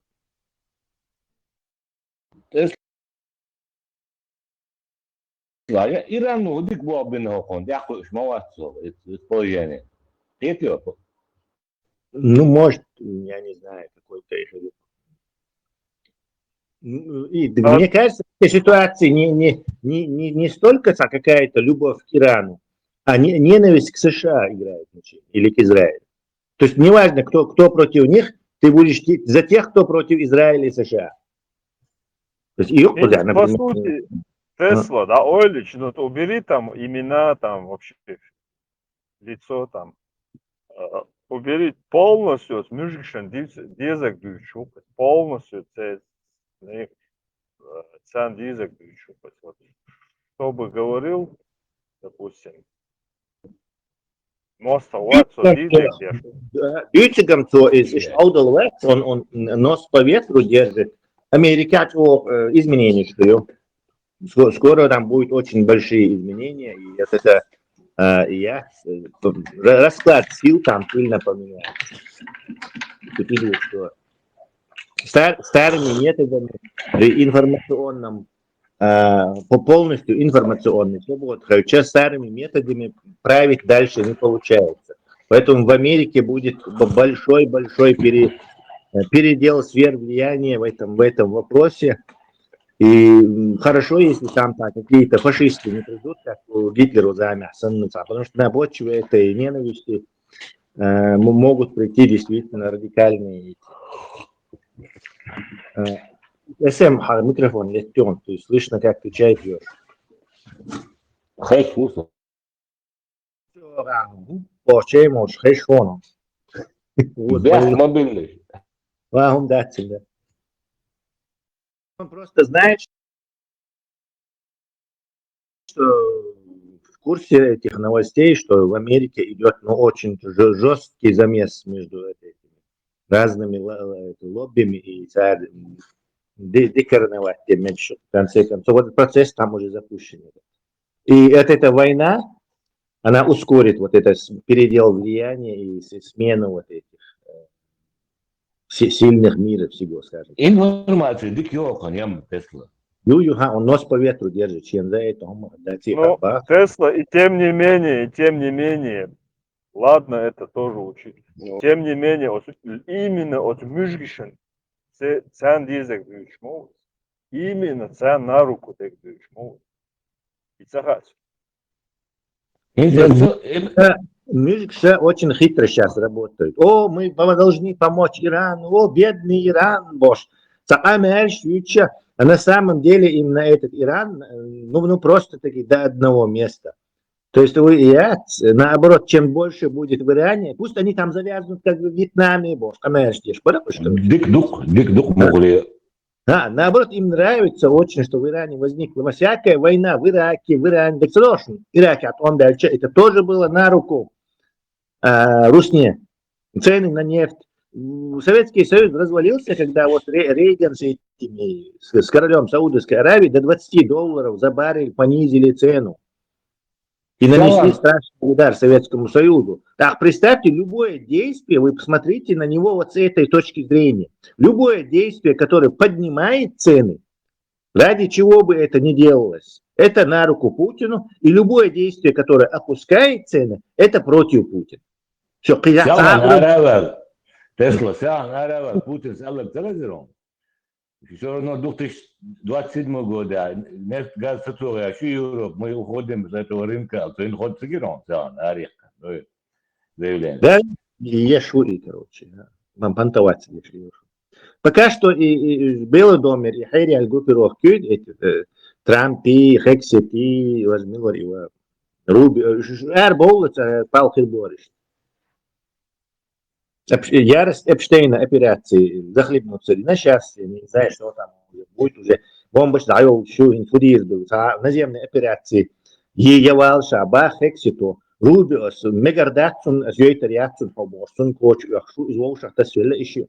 Трамп синильный, уже не знаю, отстатический, маразмер, шахудиются, стопал, юйчу. Вообще непонятно, короче. Ты хороший, ты плохой, бог, он вообще едет, короче. И пал, добавил, короче, возможно, импичмент не ждал, я sayok передел, что тебя, Америка. Ну, хохуа, сам импровизация, духсов ее, хохуа, индуич, дух, амилось, да, шегар, информация, дикю шегаром, штекаешь, اشي بخيولك просто. Ну, харам щит, да, щит. Хохуа, дюйчик, сколько рачкаи, чуячик Тесла, и Масадду, я чего, и вообще кур могу, цель Ирану, о, точно тубо, вообще кур. Да, иранцы, чуяч, радар юк, на те, все, хуйко радар юк. В общем, тебя положение, дикят. Дальше, мелчо, от олу бомб, щета, захватить цейч. Хейхит, слушум, муммадати, уже цухом ты дали, уже в тупике будешь, тупик, не известно. Ну да, ну побомбили дальше, что асдейственных допы. Иранник, так, мы вас побомбили, шуат инш, как-то это, вы шуат ирма бати. В результате получается наземная операция. А наземная операция это невозможно, это нереально вообще. А куда здесь? Тесла. И палук барыши, а? Ветер, помощь скоро придет, Бош. Уж внутренняя оппозиция, уж церковь, эсгбоше, худу церковь, сразу. Какой внутренней оппозиции? Там эти стражи, эти исламские революции, миллионы. Могут церковь. В этих положении, можете, людей будут стрелять. Саати, Мушан, все уже, в Иране вот это оппозиционное пока все, обижено тебе, короче. Там годы понадобятся, снова протестные настроения, шанс на изменения. Вот эта военная авантюра, она привела к обратному эффекту. Там неизвестно, что и царь, и школа, вообще толкай царь. Со школы бомба, ракета, 150 адам дина, кеги младший класс, ученицы еще, что гимназии, со школы элементарно.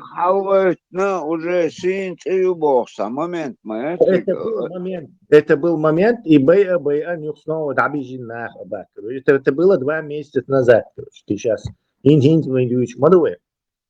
И зуберш дейан отчуда из Америки обсуждать, что, короче, из-за тоже вносит в это цена саму я извинения, я цеху, что я хер сейчас, я хума ол ждать, вообще хаку ждать, а что иранский на освободить тарьяш душу, а мяч ешь, кеги зуберш, хума дейан, что сами американцы волшат тебя по телевизору, через Конгресс, там волшат, и тебя. Обвинения друг друга, дискредитация то правительства. Пал тебя, это добавило к этому еще. Очень это, скажем так, неудачное для для нынешней администрации, очень неудачное положение дел вышло в данный момент.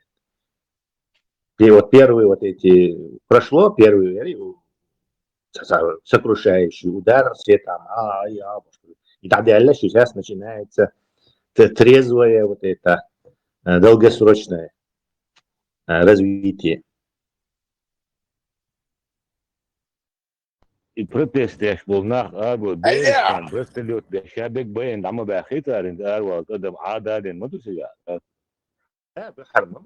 Тем более военный предатель, что Америки, но вот и доктор, ну то сразу.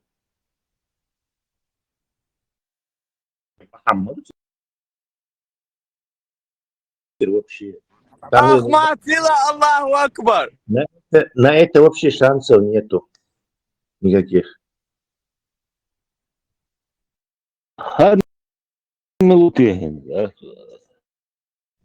да, Иране такое что-то.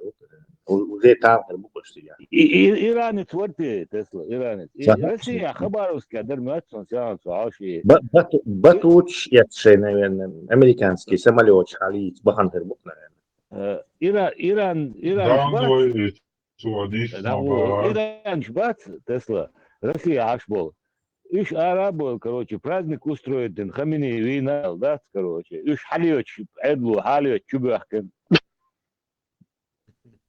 Hej, bro, Tēdziet, Madusīgā, Lukašenkas, čo gumanīst Da varbūt čubahken, 30 gada muadilen, Dunēnālā, gumanīst varbūt. Pakistānie tēdziet, Kirišun nadēčto. Бурак, ущемление верующих улица, Махиба. Да. Ущемление опущенных. Из-за Багдук. Дискредитация царичара, хума дастун. Китай чего выиграть, динамика этого. Китай самый большой. Китай Джоди Куккова. Америка сделала движение просто фатальнейшее, и экономика, и доллары, мощь доллара, силу доллара уменьшать, и внутренний, и разлад, из-за тычага, короче. Вот эти все партнеры, скажем, США, сейчас государство Персидского залива, там Корея, Южная Корея, и все они сейчас думают, так, Америка ненадежный партнер, они хватятся, короче, я мне не сбала больше. Там же затеют, что он экономический ущерб наносит, все чудовищный. Надо от них отвязаться, скинуть их эти бумаги, вывести деньги, бог, короче, и это просто это лихорадит вот этот весь рынок, короче. Тут Трамп, это вообще короче, абсолютно некомпетентный люди. Военный глаз душ. Эффектив более, да, вот тиги, они один уэр, короче, особо фуэль. И дурак, да, вот тиги. أتر بريزيدنت أوزغوهان ويد خلطة مصطفين ويل يقتن ويد إشالتو يلا أوزغوهان سيريوزنا تقوختن بات مصطفين ذات إشتاتي Какой президент будет шуха? китайский. Синьцзинпин шуха. Ну, китайский шайтан, втихую езжаешь, но нож в спину, мадофатица. Китайское, это хладнокровием и улыбкой фальшивой. И أسنني كتاني نهرماتي и масад дал حاجات تبوهي مني روتي شيء информации материалati царшин интересно. Свежие с Лубянки, наверное. Прислали с Лубянки сразу. Вот там. Маршал душик. Будешь душик, я хочу. Маршал. Zero option, есть нахуй, zero option. Ногти, что иранский поселок Иньяли, попольно сюда. Het goeie meneer, daar laten we delen of stadje. Goeie meneer, алло. Сам для палестинцев поселок Иньяли, для иранцев есть. Иранцы, там, пол Дагестана там сидит иранцы. И 88 мол حوالي كان هند وقتهم دلت قرت حوالي كان И вынешь губерчи за одно цена ту хуряцер тяжся. Что им стоит? Аллах да, бая. Да, я не знаю, я сейчас выгодтер за Израиль хирураксу, короче, царь отцу. Вы и паразит, гул маильный царь тут идет. Да, в любом случае. Да, быть я не хочу, хотя бы царь. Да, это выгод, бая. Тесла, что? Foto было. Das Carlsonin suatsadeš и журналист милу нахан сага мачути. Мачо суатсадуата, чему говорю. Такер Карлсон и Джуктишит Доудялля, то есть с этим израильским лобби в Америке, театр Доудяллецон. Он был и Трамп, и Доудяллецон. Он Такер Карлсон и Миллер его Рогу и Тауки, короче. Изи Армилу Илон Маски, они были его продвиженцами. То есть фактически царь Вин Вукцунах, президент. То есть они и на кампанию давали деньги, свои авторитеты. Он масит миллион фанатов Илон Маски. Сюда Трампа голосовать. Где наш чувак? Вот что, дерек датсан, но ю тауни один дирду босту. Рекламирует, он что, фанат. За него голосовать. Это. Такер Карлсон в базу этих фанатов. То Шебеша тоже убеждать, что Шебеша за него голосовать. Рогу и Тарогу, забыл я его. Что тоже 15-12 миллионов подписчиков. Что тоже за Трампа голосовать. А царь, президент, он массят поссориться на Трампу. Илон Маск поссорился на Такер Карлсон поссорился. Такер Карлсон не берет со школы, дердается, хилатится, юктищится. В общем, что-то там такое, видимо, персональное. То есть намеком бьем. Вот он начал этим шашаться, от них обычно сенатор, конгрессмен, айпак лоббировать, те что не шло, что интерес продвигать. То есть это узаконенная операция, хотя это, не знаю, назвать можно взяткой, но лоббирование своих интересов это узаконенная в Америке взятка, скажем так. Эти дома модельные, слушай, нет, это вот айпак, геша, jetzt was, сон хунд, харунли удацар, сон бош, там дюхал вялин, топить тешу искать. Вот этот человек, Такер Карлсон, который Путин интервьюирует Сагдошу, то есть был доверенным лицом Трампа в переговорах между Путиным и Трампом, фактически. И в Украине, зачем на Украине, нафиг нам Бог, Америка, погукать. А инца тебя от Америки, Израиль, Нетаньяху, что дюхал вялин. По полной и топить тешу, днем и вечером и ночью, полностью топить тешу алшу.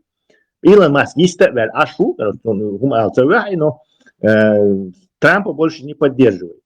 Вообще махнул на него рукой, а вообще хайвал такое. И если остальные тоже отошли от него, что компания сейчас есть на Хинц. Хексити, Руби, Ой, Венси, Трампи во главе. И Зуда Йокцель, секретарь, короче, была блондинка полная. Это же изи, короче. Сейчас писано как бы. И все их сейчас мочат, короче. Слева, справа, сверху, снизу. Масса оценки. Целого шума дать, короче. А там вполне до импичмента может дойти. Лубянки, это соляр, бензин тух, это амада, полный рост бобер. И ситуация настолько быстро меняется, что даже Лубянка не успевает это приспособиться, короче, новые методички, короче, там по старым некоторые продолжают работать. Иншалла, ويا دبوا بيش وشرع تدوس الدنيا ده مسمى الله إذا كان دي تصدق شو جن هذا دي إذا تزدرشن كربع شو ده دي إذا تدوس دو إن شاء الله دين خزوي مسمى دنيا نيمع أورج بولنس تدوس دي شو Бутуаса чего, что Ахселхан как минимум 10 тысяч ногти динчур эрверхан. Я просто одной фразой, просто этой одной фразой 10, как минимум 10 тысяч ногти динчур эрверхан. Раком вот меттиглюш. Кварди накош раком вот меттиглюш полюбош, короче. Я уверен, что столько вылетело минимум. Иншалла, иншалла. Маша Алла с тобой. نه تسلا مرك إلا حور أول ما راكم وحين متكوش سيجر وداود حاوي نعمة كسون راكم وحمت هو بوشد вообще опущенный цель, уеду. Čo argumenti oli? Sitä syvällä, jos bäts, vai busu, leži bujuši syvällä säännöstä, kos väkän vuot betti gyät. Hubahas, lämmas, lämmas. Ezer oldu avšķēķenā, man nerezi. Ezer oldu avšķēķenā, nedēļ to. Сайтадош, так наскеш, да, я курчтан, я хочу курч, халадин, я хейту, хаве элсу, парш, паш халадин. Нас бо хызыр, лаймыз, куз буя, рәсә, хызыр, ха, бу, бурш ләч бух венчез, я кварту. Али, да буя провод, вот я хочу.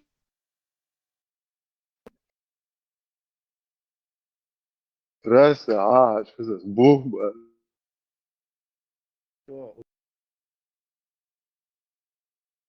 Уничижительные. Куда интересно сон Тесла. Тест посечу ахе, да, не столько бенчу еврейский. Слушай, патрон Ходорковский еврей, он представь, отцу антибабе фухар, это, вот тамхин положение, юг.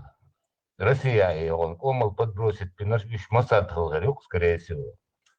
О, и на агент наш Моссад, У него какой-то, я не знаю, на почве чего у него, не любовь к этому Израилю. Вроде я не верю, что она на почве ислама у него, потому что он сам точно На почве куратора. На почве куратора. На почве кураторов шаятся. Методички иногда заешь, позволит, ты лезь, бог могу. Любой помады. Там Дина, шико блогерот, вахава шухтари, Тесла. Шико блогерот, вахава шухтари, Дина. Но он хитрый, изменения, что идет, что нет, короче. То есть ситуация меняется. Как чеченская пословица, Улгбат смел, сколько бы ни лежал, он тигал бола, рано или поздно. Вот и санна, мы находимся сейчас на пограничье. И то мы ускорить, и аудал там будет совершенно юж больше. Что ускорить, я такой раз вишен бьеми, китайцы не бьеми. Юж больше. Там мы что ускорить и положение. Изменения очень быстрые силы. Будет Путин заравал, саванавами, или нефть Европа дошти, цес доша качана клиент, все равно там лучше. Лин ход диатр, вообще вилен сагаться, да? Что само договор? Да, видите, насколько ему нравится, что началась эта иранская завирушка. Насколько он ее ждал и жаждал, короче, просто-напросто. Короче,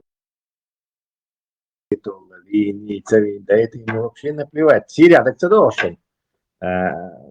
Израильская авиация, иш бой асиди, салти бой, авиация иш бой, но распишем саму цату, анна цату, здесь спокойно тягаши, аэродром, шея, даже, не знаю, 100 метров юхавол из мира, распишем цату. То есть у Раска нету с этим проблемы, давно с этим проблемы нету. Это не Советский Союз, это Россия. У нее совершенно другие эти, тем более это бандитская такая. Идеологический реактор, бандитский, еще выгодный где что и не как Советский Союз, а идеологии. Вот ты все, его как завещал Ленин, Сталин, а это бандитские, они могут и с хорошими подружиться, и с плохими, короче, поссориться, и наоборот, короче, и сразу же поменяться, короче. То есть они действуют по ситуации, что им выгодит. Ишт айдалдугар, бандитский, не идеологический. Раска айдал. Знать, какой способ эффективнее. Да и для них такой способ эффективный. Но долгие лица, сколько они кровушки попили. И Гурешу и Орбан, хахетицу украинцы интересно. Орбан, вац украинец, далецу, и Гурешу барас. Хахетца, дахетца. Абелла. Дахетца. Там все отдали, вернули, все. Маршал Дубасаки.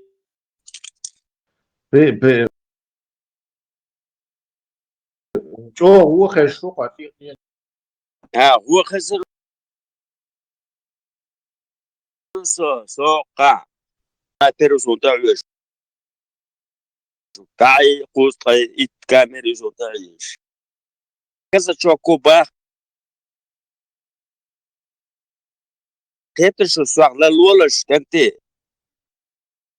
شو سواق للولش باي تعنيف не сбивай тему оборка. Видите, мы разговариваем не про тебя. О, звезда вечера, или ищаться, давай про политику все. يقصد ديمقراطية نعرف شو دقيق Informacija ايش اللي يقصد حقيقة ديمقراطية تسونا ولا قوقدو بكا حقيقة الله وقال اللي تسلا مودر يمشي Маша и Ява. Пусть с ними будут Маша и Ява.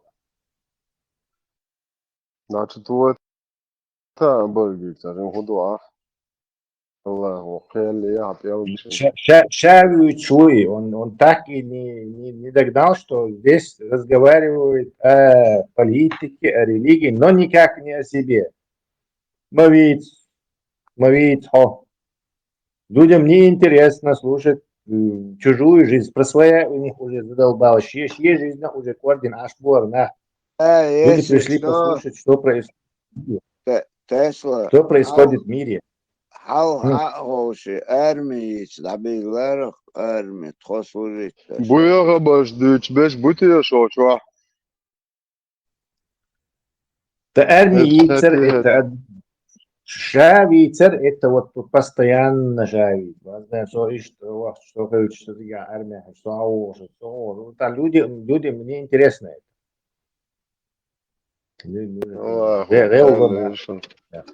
زمان چون بیت بود چون میالو هیچ وقتش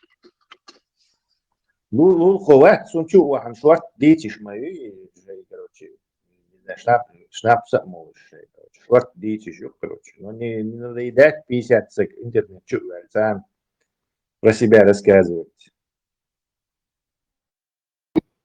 خاطر درسي أوباغا Taizan Sondina Иваци заблокированы в Ацере. Или я путаю его сейчас? Хиро, наверное, он сам был. Да, духа его куча лучше.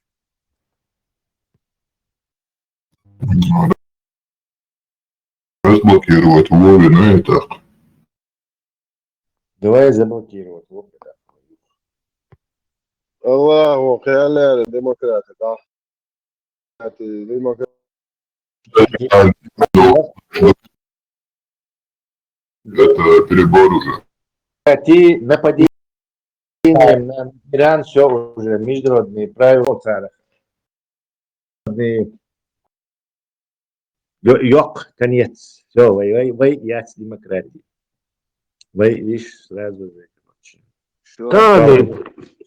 Кстати, президент Ват, и Пашкинян Ват, Иран, и вот международное право, демократия, команда Луфтубор выступать. Я видел?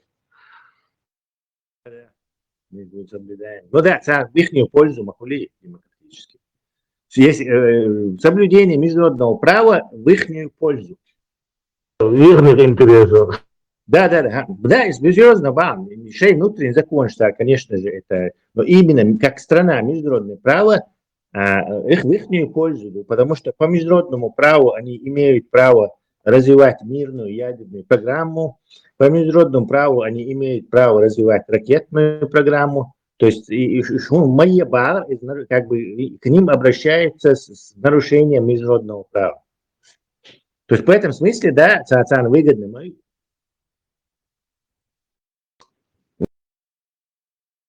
Да, что касается внутренней и игнорируется картинка Это уже не международное. Да, это уже внутреннее дело, да?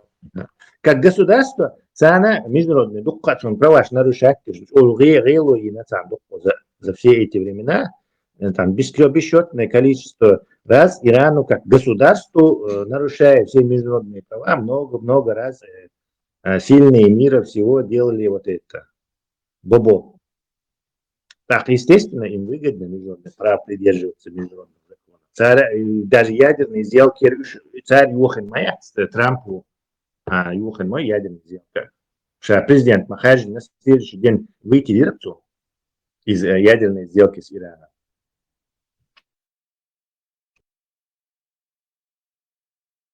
У них абсолютно есть право говорить это и как государство вот с нами не по международному праву.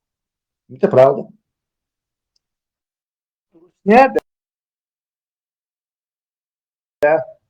Русня все международное право похерила по полной программе.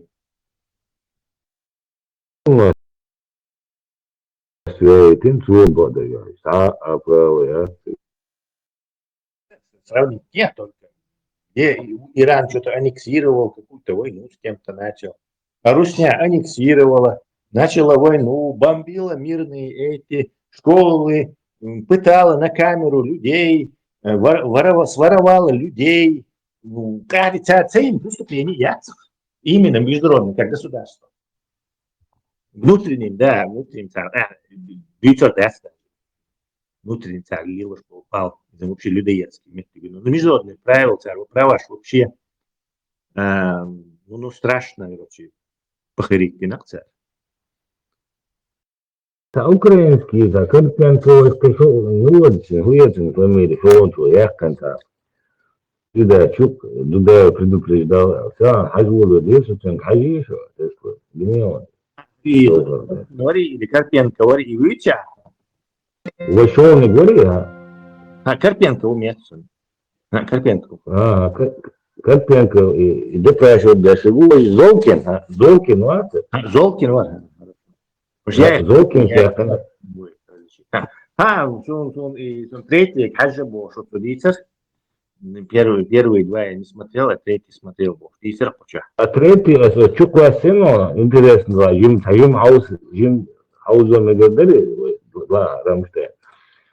Что интересно, до конца царь, что в конце это отбяхтала, и дают, что дикерин, там он, что садик момент, что дикер, конечно, да, вот, радио марш 4 совершенно.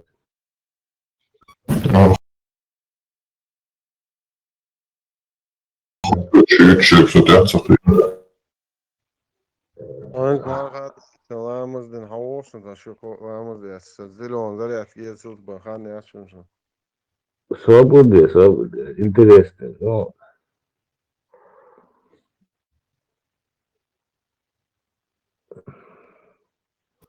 Предсказания Дудаева и Ютя? Да. Приветствую всех и предупреждаю, это очень большое и сложное видео, но полезное. И если вы все-таки досмотрите его до конца, прокомментируйте, пожалуйста, то, что я скажу в финале. Честно говоря, та информация, которую я нашел и озвучил, меня самого удивила. И мне интересно, что скажете по этому поводу вы. А вообще, я, конечно, надеюсь, что вы смотрели первую и вторую часть из этого цикла. Потому что если не смотрели, то кое-что из того, что я изложу в последующем, может быть не так хорошо понятно, как если бы вы вникли в контекст первых роликов. Поэтому рекомендую их посмотреть. Первая часть о том, кому и зачем нужен этот цикл. И вторая часть про события в Молдове в Приднестровье 1992 года, где мы разбирали интервью с военнопленными, записанные в то время. И там же мы начали говорить о первой российско-чеченской войне и о Джохаре Дудаеве. Ищите эти видео в плейлисте 8 лет. Для тех, кто ничего или почти ничего не слышал о первой российско-чеченской войне и о Джохаре Дудаеве, я должен дать краткую справку. Но сразу оговорюсь, что даже касательно базовых понятий есть две версии этих событий: пророссийская и непророссийская. Так, согласно пророссийской версии, упомянутую войну принято называть чеченской, а не российско-чеченской. Видимо, с намеком на то, что чеченцы сами друг с другом воевали. Я не знаю, как еще иначе объяснить такой подход, но знаю, что это, мягко говоря, неправда. Тем не менее, мы разберем обе версии. Во времена СССР Джохар Дудаев был кадровым офицером ВВС, генерал-майор авиации, командовал авиадивизией в Эстонии. В 1990-91 годах он поддержал распад СССР и выход Чечни из его состава. В октябре 1991 года был избран президентом Чечни и провозгласил ее независимость. Российская версия событий 90-91 годов в Чечне заключается в том, что там произошел кровавый переворот, не был проведен всенародный референдум, а Дудаев, он, конечно, был избран незаконно. Хотя, как мы видели по событиям в Молдове, в Приднестровье, Снегур был избран законно, что они сами признают, но это никак не помешало россиянам развязать там военный конфликт. Еще по российской версии в период с 91 по 94 год существовала некая антидудаевская оппозиция. И 26 ноября 1994 года эта как бы оппозиция попыталась свергнуть Дудаева. Важно взять во внимание, что Первая российско-чеченская война начнется 11 с лишним недели после попытки этого самого переворота. А сама по себе попытка провалом. Возможно, потому что приехали русские мальчики. И мы за пойдем в огонь и в воду. А что пойдем? Показали здесь на площади в танковых боях. Эти же мальчики попали в плен. 27 ноября журналистам показали пленных, которые признавались, что они российские военнослужащие по контракту ФСК. На следующий день министр обороны РФ Грачев публично открестился от них и начал что-то задвигать про наемников. С каждой стороны, и на стороне Дудаева, и на стороне оппозиции, воюет большое количество наемников. Своих не бросаем. 29 ноября 1994 года Дудаев заявил, что пленных расстреляют, если Москва их не признает. И 1 декабря Россия пообещала спасти своих воинов, хотя в Минобороны утверждали, что эти люди не служат в их армии. Этих двоих, и то, в общем-то, с определенными трудностями, благодаря, в принципе, гуманному жесту президента Дудаева, надо прямо сказать, потому что там совет старейшин был против. Представитель ФСК заключил контракт на подготовку техники и совершения марша и захвата города Грозного. Вы по приказу шли или что там обещали?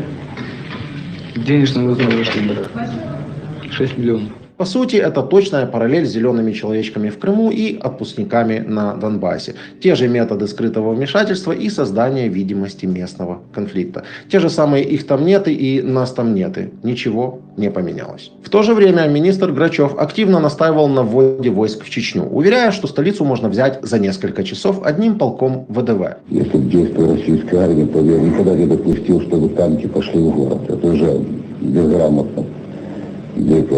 Ну, а во-вторых, если бы воевала российская армия, то, по крайней мере, одним парашютно-десантным полком можно в течение 2 часов было решить все вопросы. И здесь, конечно, напрашивается аналогия про Киев за 3 дня. Но на деле все получилось совсем иначе. 9 декабря 1994 года Ельцин подписал указ о вводе войск в Чечню, а уже 11 декабря колонны танков и войск пересекли границу республики. А в Чечню сегодня на рассвете введены войска.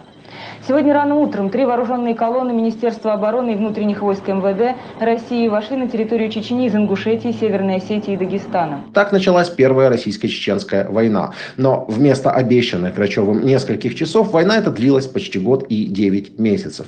Позже, в 1995 году, после неудачного новогоднего штурма Грозного, Грачев произнес речь, вызвавшую волну возмущения.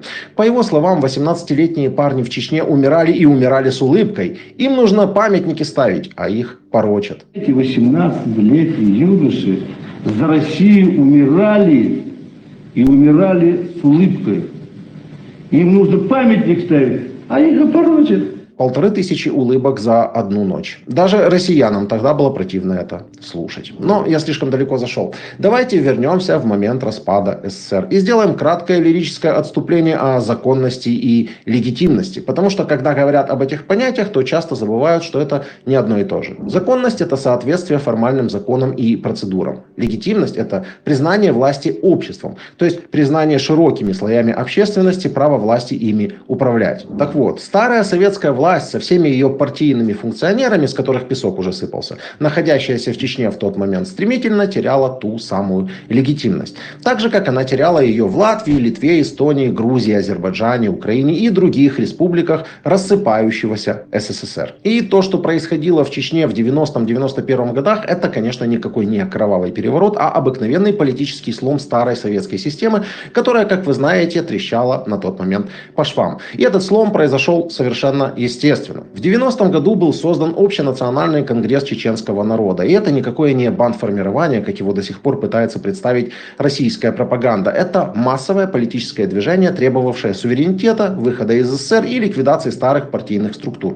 А Дудаев стал его лидером.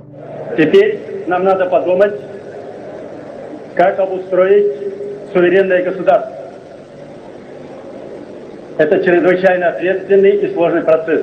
Семиэтажные здания, которые стоят на следующей улице, если даже в каждом кабинете из них сидит один человек, можно себе представить, какие силы для этой республики. Ни в одной союзной республике нет такого потенциала даже по зданию. В начале сентября 1991 года сторонники ОКЧН заняли ключевые административные здания, распустили Верховный Совет Чечено-Ингушской АССР, вытеснили старое руководство, и все это произошло без масштабных боевых действий. И никакой гражданской войны там даже близко не было. Конечно, можно говорить про политический захват власти. По сути, он таким и был, но он был естественным последствием нелегитимности и просоветской республиканской власти, которой просто уже никто не верил. Какой государственный порядок подходит чеченцам? Парламентская или президентская система? Прежде всего демократия. При отсутствии демократии никакая власть чеченцев не продержится. Вот там, где есть основа демократии, а потом уже закон действует, а не сперва закон, а потом приобщать его к демократии. Вот для чеченцев это приемлемо. Поэтому парламентская ли власть, президентская власть. Ведь мы прошли земной ад. Разрушение, разрушение, разрушение. Значит, отпуск невероятных средств. Только одним росчерком пера Ельцин подписал 150 миллиардов рублей и 500 миллионов долларов для свержения власти Дудаева в Чечне. Только на одном документе. И вот эта вся сила, вся эта мощь, 4 года готовились. 4-летняя подготовка генерального штаба, спецслужб. Посмотри документы. Какую подготовили программу полного уничтожения нации, депортации всего народа, оставить здесь для развода гибриды, чтобы называться, что они уничтожены. Готовили при всех издержках России, экономических, политических, неустроенности, целые городки в регионах, куда должны были пересечь, 4 года строили специальные барачные городки для резервации чеченского народа. А где эти? Саратовская, Оренбургская, Волгоградская. Даже 1,5-2 года назад чеченская диаспора, находящаяся там, предлагали: идите, вон вам подготовлены, живите, работайте туда и уходите с этих мест. Беда моя была в том, что я знал об этих планах. Это государственная программа. Посмотрите, Черномырдин подписывает план эвакуации или что там, а на самом деле план депортации. И 8-й пункт гласит: без права возвращения. Вот так приходят ракеты, бомбы, наносят удар, чеченцы выезжают, их там переселяют, выводят из-под бомбового ракетного удара, конечно, дудаевская банд-группировок. Все это мы уже прошли. Россия только не хочет опомниться, ничего нового не выдумала. 27 октября 1991 года прошли выборы президента, где Дудаев победил с подавляющим большинством голосов. Но если этого аргумента в пользу поддержки чеченским народом Дудаева и суверенитета Чечни как такового вам недостаточно, то обратите внимание на то, что в первой российско-чеченской войне маленькая Чечня с населением в 1 миллион человек дала отпор российской армии и победила. Какие вам еще нужны доказательства того, что чеченцы реально в большинстве своем хотели быть независимыми? Но есть одно «но», и оно очень важное. Обретение Чечней независимости угрожало полным крахом России, потому что если Украина, Литва или Молдова выходили из СССР как союзные республики, то Чечня была автономной республикой.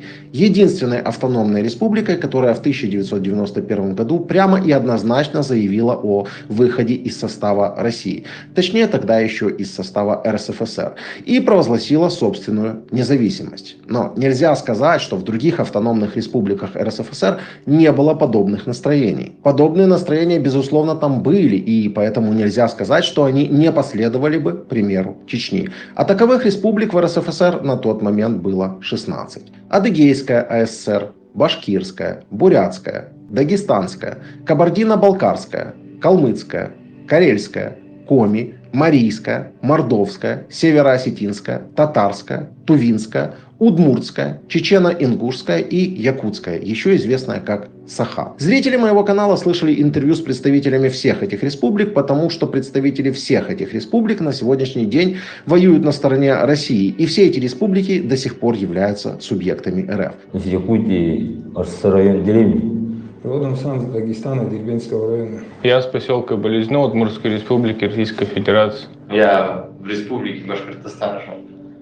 То что, это не русские? Ну нет, я россиянин, но не русский. Но если бы тогда мир поддержал чеченцев, то России уже могло бы и не быть в том виде, в котором она есть сейчас.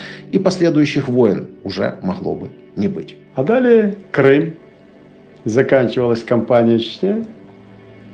Все эти войска должны были перейти в Крым. В Литве и Белоруссии коридор в Калининградскую область оккупированный российскими войсками, которых девать некуда. Идите туда, завоевывайте, и там ешьте, грабьте, насилуйте, убивайте, мародерствуйте и тем проживайте. В Латвии 2 военно-морские базы и 7 наземных военных баз на территории Латвии, оккупированные и никуда не денешься. В Эстонии Нарвский район должен был отхвачен и оккупирован. В Средней Азии Казахстан и Киргизстан должны быть введены в состав уже новой России, как колонии. С остальными вести войну силами Казахстана, Средней Азии друг с другом. Вот примерно планы до конца 1995 года, которые были в России. Планы.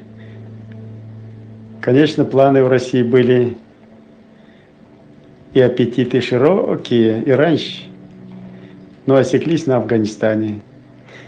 И аппетиты немножко поубавились. А когда погорели на Афганистане, то решили изменить политику, привлечь Европу на свою сторону, идеологи и политики, и заигрывать с Европой, чтобы усилиться до Индийского океана, Ближнего Востока, Босфора, Красного моря, а потом шлепнуть и Европу. Афганистан, а потом и другие трудности, а потом еще теперь Ичкерия.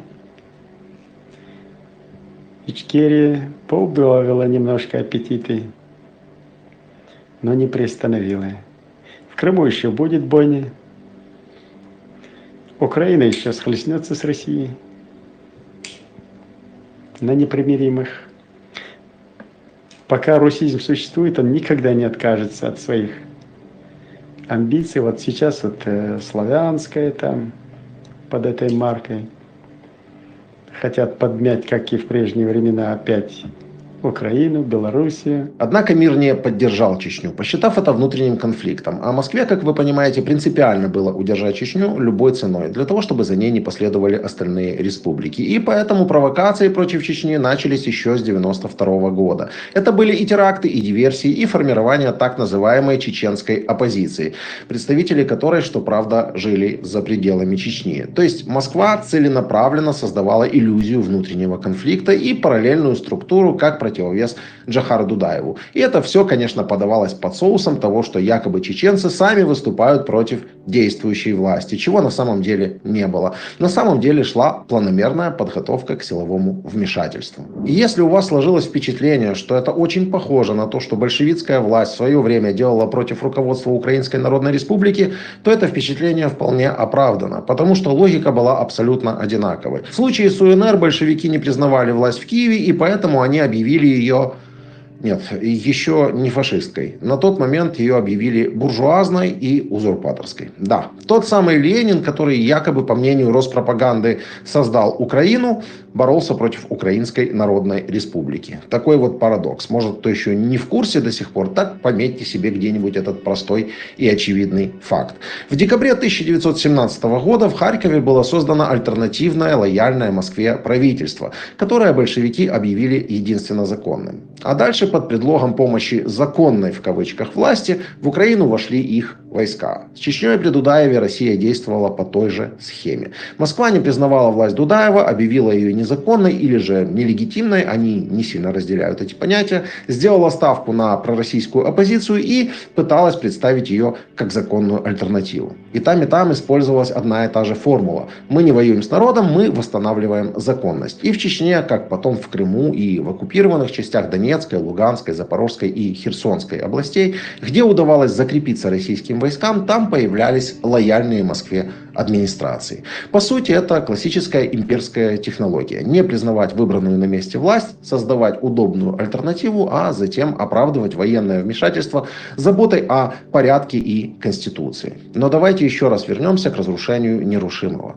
После распада СССР Чечня не подписывала федеративный договор и не признавала себя субъектом Российской Федерации. Республика де-факто существовала как независимое государство. В 1993 году Ельцин принял новую конституцию России и в одностороннем порядке включил туда Чеченскую республику. Естественно, это произошло без согласия Грозного и без референдума, и без участия чеченской стороны. Это было политическое заявление Москвы, которое гласило: мы считаем Чечню своей, даже если она с этим не согласна. В ответ на это Джохар Дудаев издал указ об изменении официального названия государства. С этого момента республика стала называться Чеченская республика Ичкерия. Именно поэтому говорят то Чечня, то Ичкерия, что многих путает. Но, насколько я понимаю, если человек говорит, что он чеченец или нохчи, то есть народ, то он себя причисляет к этому народу. А если он говорит, что ичкериец, то еще и подчеркивает свою политическую идентичность. Потому что в Конституции РФ никакой Чеченской республики Ичкерия нет. Там есть только Чеченская республика. А указ Дудаева о переименовании был как раз о том, что они не являются субъектом РФ. У них собственная государственность и собственная идентичность. Нужно отметить еще один важный и, на первый взгляд, возможно, не касающийся этой ситуации момент. Но на самом деле момент очень важный и максимально ее касающийся. 5 декабря 1994 года был подписан Будапештский меморандум. Украина, а в частности американцы, сделали все, чтобы этот фактор нивелировать. Клинтон принимал в Белом доме Ельцина, где они говорили о том, чтобы избавить Украину от ядерного оружия. А позже, уже вот совсем недавно, из рассекреченных стенограмм Белого дома, нет, это никакая не конспирология, это реальные стенограммы. А именно из стенограммы от 27 сентября 1994 года мы можем прочитать, что Клинтон говорит прямо: нам нужно надавить на них, чтобы они присоединились к договору о нераспространении ядерного оружия до саммита в Будапеште. И мы должны позаботиться, чтобы они получили что-то взамен. Ответ Ельцина: да, в отношении Украины в целом мы должны надавить на нее изо всех сил. Мы же подписали трехстороннее соглашение. Мы трое. И что теперь? Я должен посетить Украину в ноябре. Прижму ли они до Кучму к стене? Либо договор о нераспространении ядерного оружия, либо они не получат ни газа, ни нефти. Альберт Гор. Не давите на него слишком сильно. 5 декабря 1994 года Украина окончательно отказывается от ядерного статуса. А уже через несколько дней 11 сентября Россия начинает войну против Чеченской республики Ичкерия. Ельцин подписывает указ о вводе войск, на что Америка реагирует выражением обеспокоенности и призывает к мирному урегулированию. Но как бы признает, что это внутреннее дело России. Видимо, Клинтон думал в тот момент, что с Россией можно договориться, что Россия будет демократической, что гарантии безопасности от России или заключенные с ней договоренности хоть чего-то стоят. Уже после 2014 и 2022 года в своих интервью и публичных выступлениях он неоднократно признавал эту ошибку. И прямо говорил, что сожалеет о том, что Украина отказалась от ядерного оружия, а также о том, что он не ожидал, что Россия нарушит данные ею гарантии. И он признает, что Украина оказалась обманутой в своих ожиданиях безопасности. Российское руководство всю свою историю, когда ей было тяжело, бежало, значит, на подписание договоров, которые она никогда не соблюдала, не будет соблюдать и не мыслит. Как только укрепится, так начинает снова вычленяет самого слабого и начинает над ним издеваться. Такова Россия, империя зла. Империя зла, как была, есть и остается. Хищность свою, алчность, беспощадность, бездуховность, безнравственность продемонстрировала на Чечне. В своих интервью Дудаев говорил, что на примере Чечни цивилизованный мир уже все понял о России. На самом же деле мир ничего тогда еще не понял, и я боюсь, что все еще не понял сейчас. Первая российско-чеченская война, по сути, стала проверкой реакции мира, обкаткой силового сценария, и мир это проглотил, чем развязал руки Москве. Весной 21 апреля 1996 года Джохар Дудаев был убит. Однако его убийству предшествовало множество других покушений на его жизнь. Сколько раз на вас было совершено покушение? Покушение уже счет сбился. По сути дела, российское руководство совершает открытый терроризм. Даже не покушение, это не назовешь. И приходят самолеты, сносят квартал, где проживает семья. В одном месте, в другом месте. Дети, женщины погибают под бомбами, ракетными ударами. И это называется покушение. По-российски. Дудаев был убит в результате российского ракетного удара. В момент этого удара он общался по телефону с депутатом Госдумы РФ о прекращении войны. Российские спецслужбы отследили сигнал спутникового телефона, и по полученным координатам был нанесен ракетный удар. Первая российско-чеченская война – это массированные бомбардировки чеченских городов со стороны России. Удары по жилым кварталам, рынкам, больницам и убежищам. Реального разграничения между военными и гражданскими целями не было. 250 тысяч войск вооружений. 5600 единиц только бронетехники на территории Ленинграда. Неслыханное количество в истории против горстки людей и против территории, по которой на карте ищут микроскоп, набросились, успокоив мировую общественность, сделав заявление из уст президента России, что силового решения не будет, будет только мирное решение. И когда под Новый год смешали песок, землю, небо, кровь и мясо человеческое, смешали и сделали месиво кровавое. И от этой политики не собирается отходить. Вот что такое Россия. По разным оценкам погибло от 25 до 50 тысяч только гражданских людей, среди которых были как этнические чеченцы, так и этнические русские. Не жалели никого. И тогда Дудаев предупреждал, что на Чечне они не остановятся. Будут расстреливать так же, как и в Чечне, не разбирая ни чеченца, ни русского сначала в городе Грозном, ни христианина, ни мусульманина, ни буддиста. В церквях, в мечетях, высокоточным оружием с неба, земли. И да простят нас наши ветераны, что не смогли мы их защитить. Не ожидали уж такого злодеяния. Если могут, конечно, простить нас. И мы не ожидали. Вот это является нашей трагедией правительства и лично моя. Не смогли мы защитить их. И они до сих пор лежат в обломках. И неизвестно, сколько их, где они, и как их теперь собрать, и как попросить у них извинения за эту трагедию. Смотрите, что они делают в селах, в населенных пунктах, Грозно. Одних замашек достаточно. Для всего мира еще на 100 лет. На 100 лет. Грозный был уничтожен практически до основания. Одновременно с этим Россия отрицала собственную ответственность, естественно, и манипулировала информацией, утверждая, что города разрушаются из-за чеченских боевиков, которые там находятся. То есть по российской версии города Ичкерии разрушались из-за ичкерийцев, которые были у себя дома и защищали те самые города. В общем, к сожалению, там было бесконечно много общего с тем, что мы потом увидели и почувствовали в Украине. Но чтобы понять, что все это будет происходить у нас, и не только у нас, в последующем, нужно было просто понять, о чем говорил Дудаев тогда в своих интервью. Что бы вы хотели пожелать народам бывшего Советского Союза? Народам бывшего Советского Союза ничего я не пожелаю. То, что они заслуживают, они сами себе его и нагнетают, и сами приводят к себе к тому, что не заслуживают. Народы бывшего или настоящего или будущего Союза, и в частности России, больные русизмом. Причем очень опасная, тяжелая хроническая болезнь. Русизм страшнее фашизма, нацизма, расизма, всех человеконенавистнических идеологий. Хотят они того или нет. И этот страшный недуг, наверное, можно вылечить только тягчайшими испытаниями.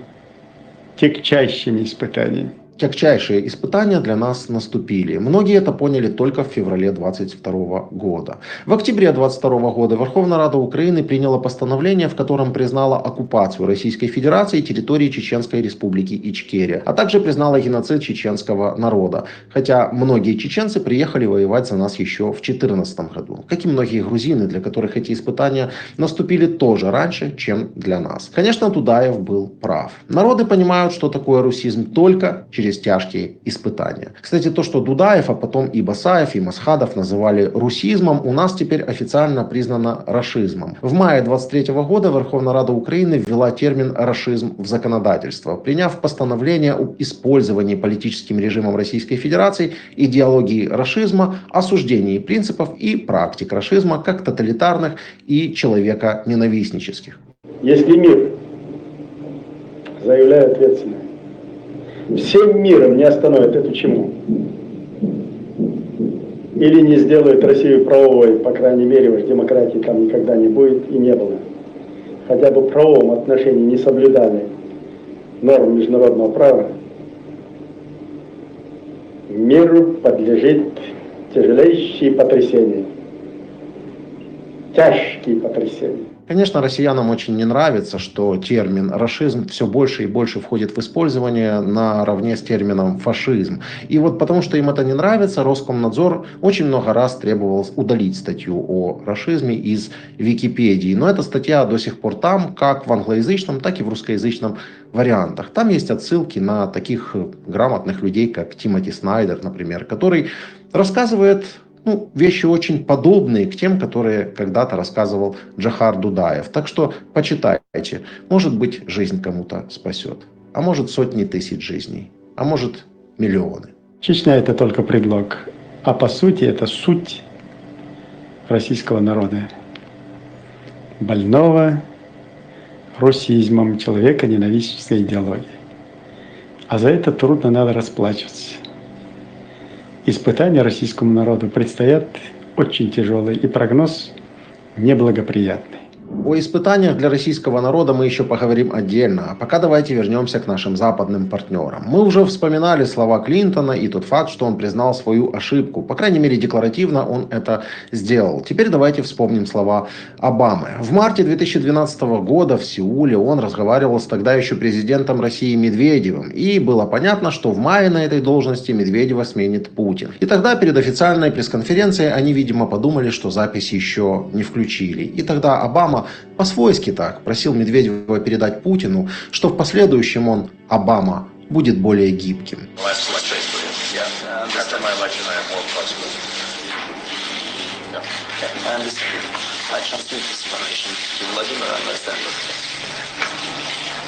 После этого в ноябре 2012-го Обаму переизбрали на второй президентский срок, а в марте 2014 года Россия осуществила аннексию Крыма, на что Штаты отреагировали обеспокоенностью и санкциями. Но такими санкциями, которые позволили России сохранить основные источники доходов. Потому что продолжалась торговля нефтью и газом через Европу, а западные компании не ушли с российского рынка. В результате российская экономика легко адаптировалась к этим условиям и продолжала взращивать свою военную машину для дальнейшего вторжения. А финансировалось взращивание этой машины главным образом от доходов из средств, полученных от торговли с нашими многоуважаемыми западными партнерами. При этом Украина не получила летального вооружения, и России даже не было объявлено в ультимативной форме, что лезть дальше нельзя. Ничего подобного. То есть обкатка, которая прошла на Чечне и других странах, по накатанной шла дальше и достигла Крыма. С молчаливого одобрения наших многоуважаемых западных партнеров. Вот такую гибкость проявил тогда Обама. После чего он, конечно, признал, что санкции могли бы быть и жестче, но цена этих признаний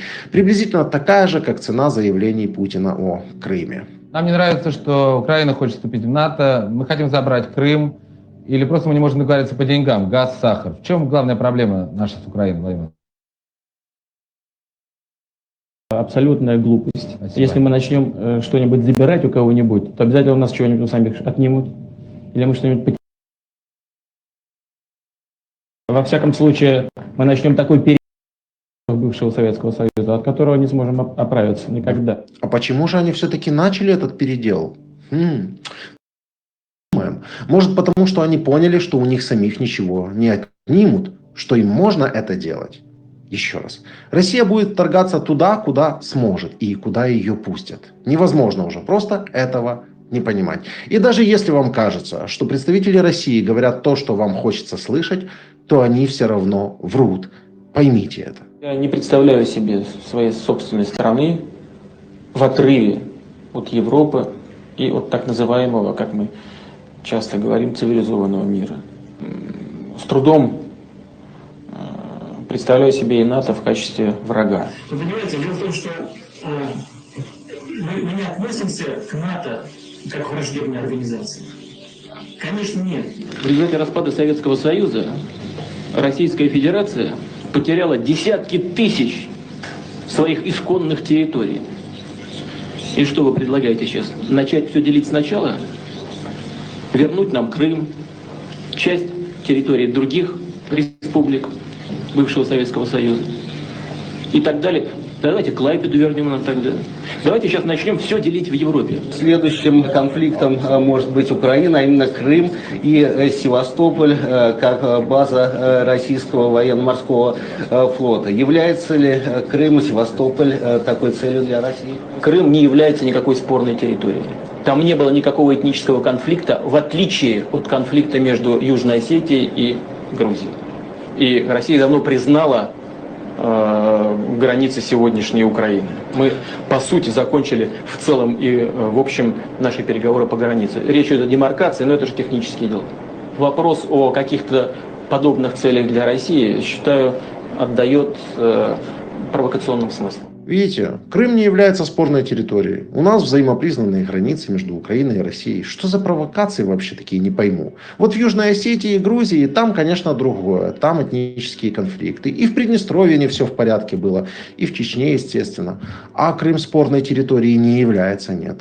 Вообще никак. Это были российские солдаты или нет? Это были местные силы самообороны. Крым не является спорной территорией. Там просто местные силы самообороны. Что ж ты сделаешь? За спиной сил самообороны Крыма, конечно, встали наши военнослужащие. Ну, раз есть силы самообороны, то за их спиной, конечно, должны стать, наверное, чтобы просто постоять, российские военнослужащие. Я не скрываю. Конечно, это факт, мы никогда его не скрывали. Наши вооруженные силы, прямо скажем, блокировали вооруженные силы Украины, расквартированные в Крыму. Вариант А – самооборона, и их там нет. Вариант Б – стояли за спиной самообороны. Вариант В – блокировали украинские войска. Вариант Г – обыкновенный русизм. Русизм страшнее фашизма. Когда фашизм пошел по Европе и миру, и наступил на хвост России, она первая заголосила: спасайте весь мир. И весь мир пришел на помощь в борьбе с фашизмом, а теперь, когда русизм уничтожает целые народы и сметает с лица земли, причем выбирая самую беспомощную жертву. Всю историю России она выбирает самую беспомощную жертву. На полное физическое уничтожение и реалистическое устрашение мира. Вот какие мы идеи. Сильные, мощные, что мы можем, какие коварные, злые, хищные. Нагорный Карабах вычленили и уничтожили полностью это образование. Далее пошли. Абхазию вычленили из Кавказа, из Грузии, уничтожили весь потенциал. Войну с Грузией, Армению с Азербайджаном, а по сути дела российские спецслужбы, российские войска, российское вооружение, российская техника. Южную Осетию вычленили, уничтожили. Северную Осетию, Ингушетию вычленили. И физическое уничтожение целых народов. Насилие, смерть, кровь, уничтожение народного потенциала. Обратите внимание, когда Путин говорит, что они не собираются вторгаться, хотя, конечно же, они собираются, потому что они и перед вторжением в Крым, и перед полномасштабным вторжением говорили, что не собираются вторгаться, и вторгались. Это мы, наверное, разберем отдельно. Но когда Путин говорит, что они не собираются вторгаться, его пропаганда говорит то же самое. Возможность возврата Крыма России.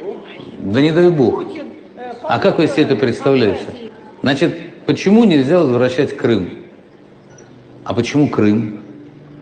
Почему не Финляндию? Финляндию отдал Владимир Ильич Ленин, она тоже была наша. А почему не Польшу? Она перешла после раздела, который был. А почему не Среднеазиатские республики, Грузию и Армению? Почему мы согласились с разделом 91 года? Ну давайте вообще себе соберем Русскую империю в границах, скажем, 1905 года. С какого момента истории мы будем считать, что можно, что нельзя? Вот какой момент мы устанавливаем? Если мы говорим, мы устанавливаем момент, когда был Хрущев, почему Хрущев? Почему не другие? Это же основной вопрос, который всегда возникает. Когда мы говорим, а вот давайте Хрущев отдал, мы присоединим, но Хрущев же отдал абсолютно легитимно. Были законодательные акты. Он это сделал на основании определенных документов. Если мы вдруг говорим, это значит война. Вы хотите воевать с Украиной? Сколько украинских и русских жизней вы готовы положить на то, чтобы захватить Крым, который давно уже стал татарской территорией, крымских татар? Ну, умные же вещи, говорит человек. Все справедливо, логично, закономерно. Просто есть один нюанс. Справедливо, логично и закономерно – это не про Россию. Даже если вам кажется, что они говорят правду. Они говорят правду только для того, чтобы в результате все равно соврать. Про Россию это врать, вторгаться и захватывать. И они будут вторгаться и захватывать, как только они подумают, что могут это сделать. И будут вторгаться туда, куда им дадут вторгнуться. И остановятся они только там, где их остановят силой. На сегодняшний же день российская пропаганда немножечко изменила свою риторику. Ну как немножечко? Они просто перестали стесняться и открыто заявляют, что будут что? Ну да, уничтожать, вторгаться и захватывать. А мы говорим, ну мы их будем сжечь. Где? Должен пылать Берлин, Париж, Мадрид, Лондон, Вашингтон. Столицы нацистских государств, которые приняли решение воевать с Россией. И уничтожить нахрен Прибалтику, если так. Здесь, конечно, есть и элемент запугивания, и реальная угроза. От чего это зависит? Ну, я уже говорил, если они решат, что могут вторгнуться, они вторгнутся. Если нет, то просто попугают, чтобы Европа боялась и не помогала Украине. Их логика такова. Но нельзя не добавить, что если Европа не будет помогать Украине, и если их не остановить, то они обязательно вторгнутся в другую европейскую страну. Вот так уже будет совсем логично. И давайте еще раз вернемся вот к этому тезису. Сколько украинских и русских жизней вы готовы положить на то, чтобы вторгаться и захватывать? Ответ. Сколько угодно жизней они готовы положить, как своих, так и чужих. Им абсолютно на это наплевать, без каких-либо сантиментов. Далее Дудаев говорит о некоторых заведомо провальных идеологических путях, которыми может пойти Россия. Сейчас пытаются политики, идеологи третий избрать путь – это славянизация, объединение на славянской основе.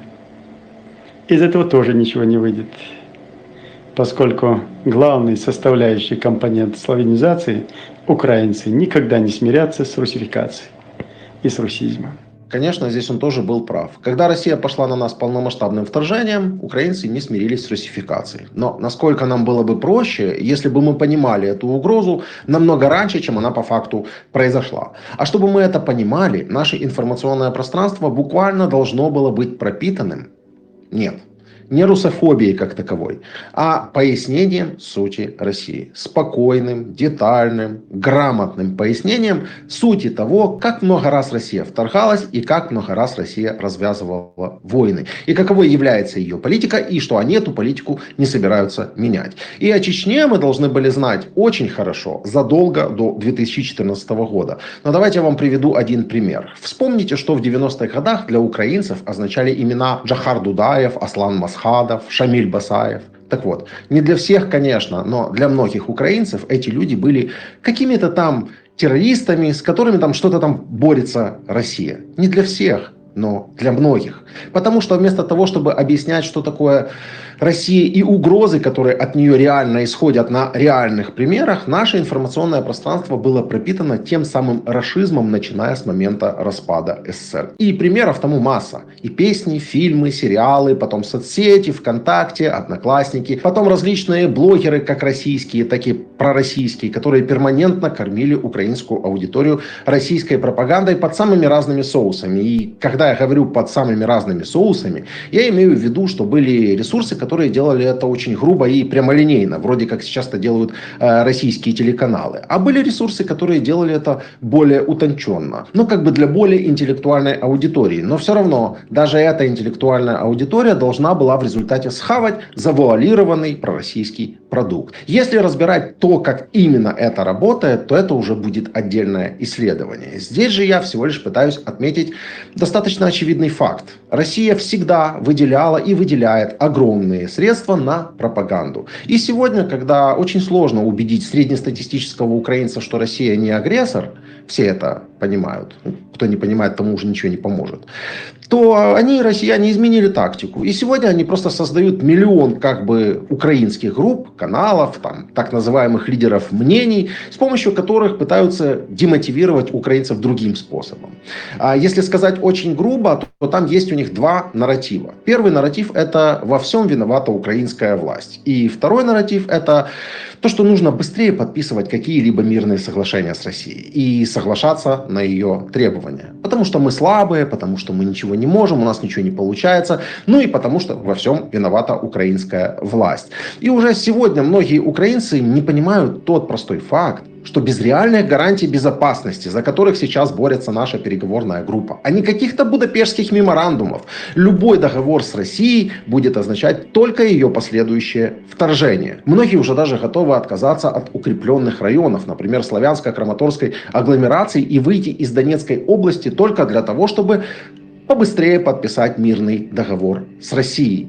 Но неужели вы сейчас до сих пор думаете, что этот договор будет чего-то стоить? Конечно, нет. Но российская пропаганда продолжает работать. И лучшее, что могут сделать другие страны, на которые может напасть Россия, это готовиться к военному вторжению, безусловно, но это в военном смысле, а в информационном смысле начать объяснять, что такое Россия и какие угрозы она реально несет, а также блокировать любую пророссийскую пропаганду, даже, на первый взгляд, самую невинную. Даже когда какой-то россиянин или пророссийский деятель просто заикается о том, что русские солдаты или наши мальчики, как они их называют, не такие уж плохие или они просто там жертвы обстоятельств, знайте, вот именно эти не такие уж плохие жертвы обстоятельств завтра придут убивать вас и ваших детей, как они пришли к нам и в другие страны до этого. Пришел не Путин, пришли не такие уж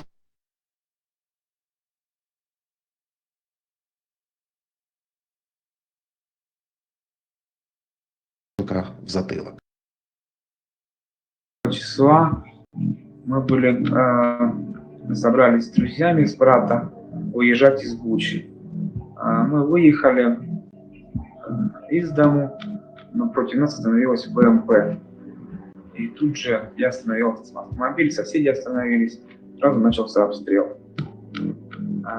Дети и жена погибли сразу.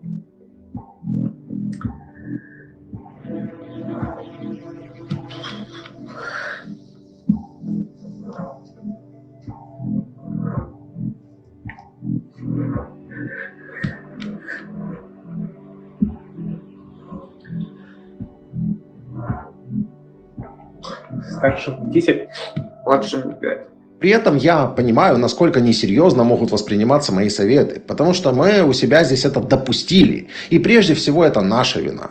И когда я говорил про наших западных партнеров, многоуважаемых, могло сложиться впечатление, будто бы я во всем обвиняю исключительно их и забываю о наших собственных ошибках. Нет, я не забываю о наших ошибках. Просто я не хочу сейчас вдаваться в нашу внутреннюю политику. Это очень обширная такая и глубокая тема. Но, грубо говоря, можно уверенно утверждать, что даже с 2014 года, когда Россия уже вторглась на нашу территорию, мы все еще серьезно не готовились к полномасштабному вторжению. Ни в военном, ни в информационном смысле. Не готовились так, как могли бы и должны были бы готовиться. У нас все еще продолжал жить чисто пророссийский миф о том, что если вторгнется Россия, то это все, это конец.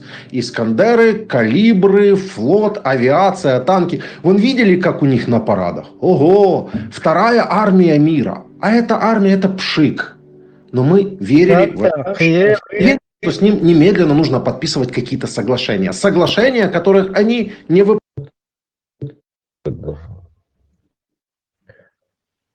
Что ты имеешь в виду?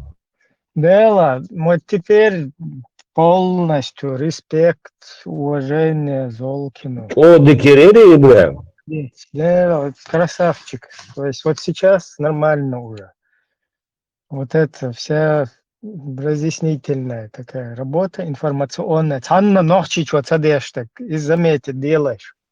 О, Декерери. Ой, юкти-букти бош, участь. Интернет шмелю, что что еще дегишь тхиту целый кино, еще дег развернуто, что ходить. Мукти бог не один, мукти бушен основном. Мастер ютки борф, да? И вай опубликовать, и не кинес, есть чутво, есть завой. И обязательно, Ибраим, сяр хайес очень даст, кира дерсоны и там я это нефсоны дерез хрилсон очень текстакаш туш афвот суйсисер хайес очень кайма да сюк я хайес юктан чуяк кулуя баркал о респект юк бадага Золкин дикбуабен дикякен каналда Рамштайн TikTok лате ишуй бардельч. Еще сетские чумбо. Sonam بعدك ده شو مصر حاجة جوا ينيرون صون جنيرز مساجي سو حاجة بكانيرا اسفالها بار زولكيني كاربينكا يحكي قصون دقو نخشي بويتر دق بوكو مش كوش ما بيش نخش خزدوش المتكيالي تشتغلشه وش بقى درقر آلا تابولناه يقشمي خزدوش المتك إنها دقو بات دخل باتش دودان هو دوش أشياء متسيد نفسه ветеран حداشو قير ارزول كني وش كاربينكا وي وش اتون سيرونو غما غوي ودات ديتش دودان تعجيم تعدوك عرجو تع وي تديزر وي تديزر وي تديزر سو باخ وي تديز صابناها وتديز هم ليلينا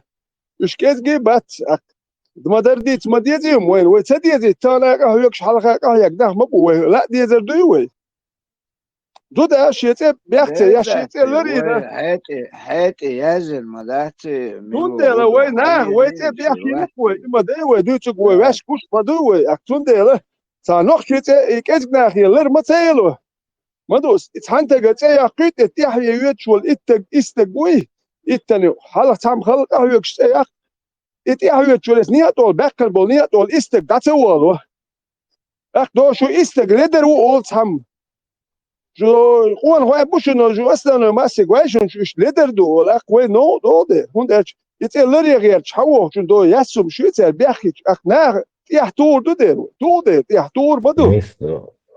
Y literal, شيء مختي حويا طبعا وي حشويا طبعا بحويا وسق وي مو قاستنا مو قاستو جواز itiga il problem. تيمبولي hitze Zeit ta Epstein wei zu kennig wei Tanja man hinter sa noch die Zeit was wir noch die Epstein ja hast du Epstein o Epstein immer noch bi watsti sa noch die moch da mehr lüge sa noch die buch Epstein üch sa pizza der kioma dat noch die Epstein sa ja du hum karinchen Epstein üch ashbuk هم هو ده literal.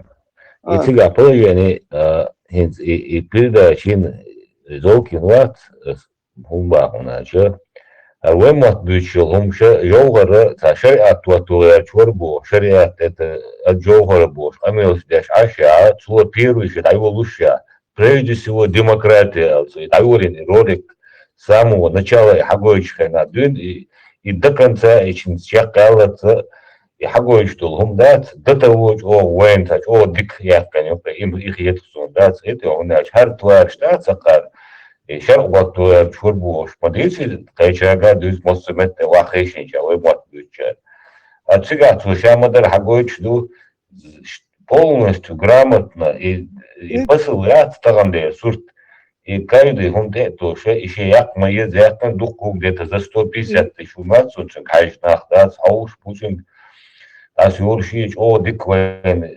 пойдянюкай я это so who are اسم طبعا وين حاجه حلقه شو молодежь это вообще матага он цу хаитно 264 тысячи так ажоксен представь он طبعا он اهم دوي это واحد ديت شات دريت انت هم تانوكيوم بالبوش بونا gama gwai sabosh madati ita zolkin liekwe tyatus dabardin zolkin in khaswash alit ahudin elche itsegi dat alumat tyatus ona zolkin walier dadwersh madati zolkin kerper kwe biakhwer wen hudowe sa biakhwich we bash tselnu shduwe naqam we mas we ga haji khatwash bay we qom ya haji obshi qom seste yani zuqya tanya bezer batshi ma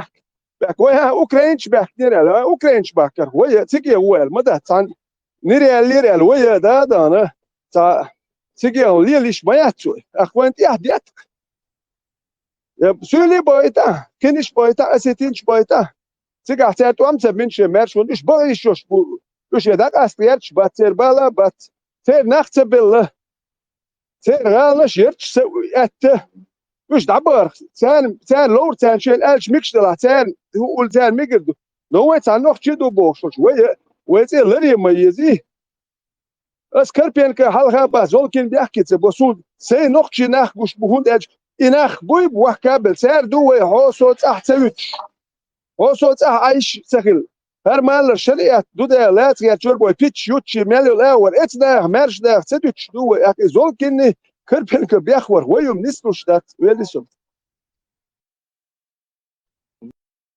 لا ده تختان حوينو سق جرس ات حشوينو سق حون ملو بي دعوات صونز ايو نختش ولا ملو ولا ويش تغن دوكا نختش وين يقع دق تغن ووشو بيزا سبيش وكورتوش لاغيش باركش باتوش اتن بالاس بيرك تبل تو باخ شين تخينا ايش تخيتر بوش حديش مويه وين تحخل وشع اذن اتبدوال شور اذن دول بيرش لوك طغن كورتوش داخل شليوش да идух тан генада ацери тем وين гинер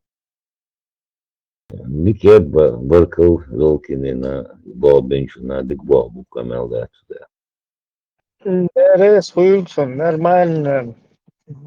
Изинацо. Да, иштицал отсосан цахумш ичи, цакаечи, милуис.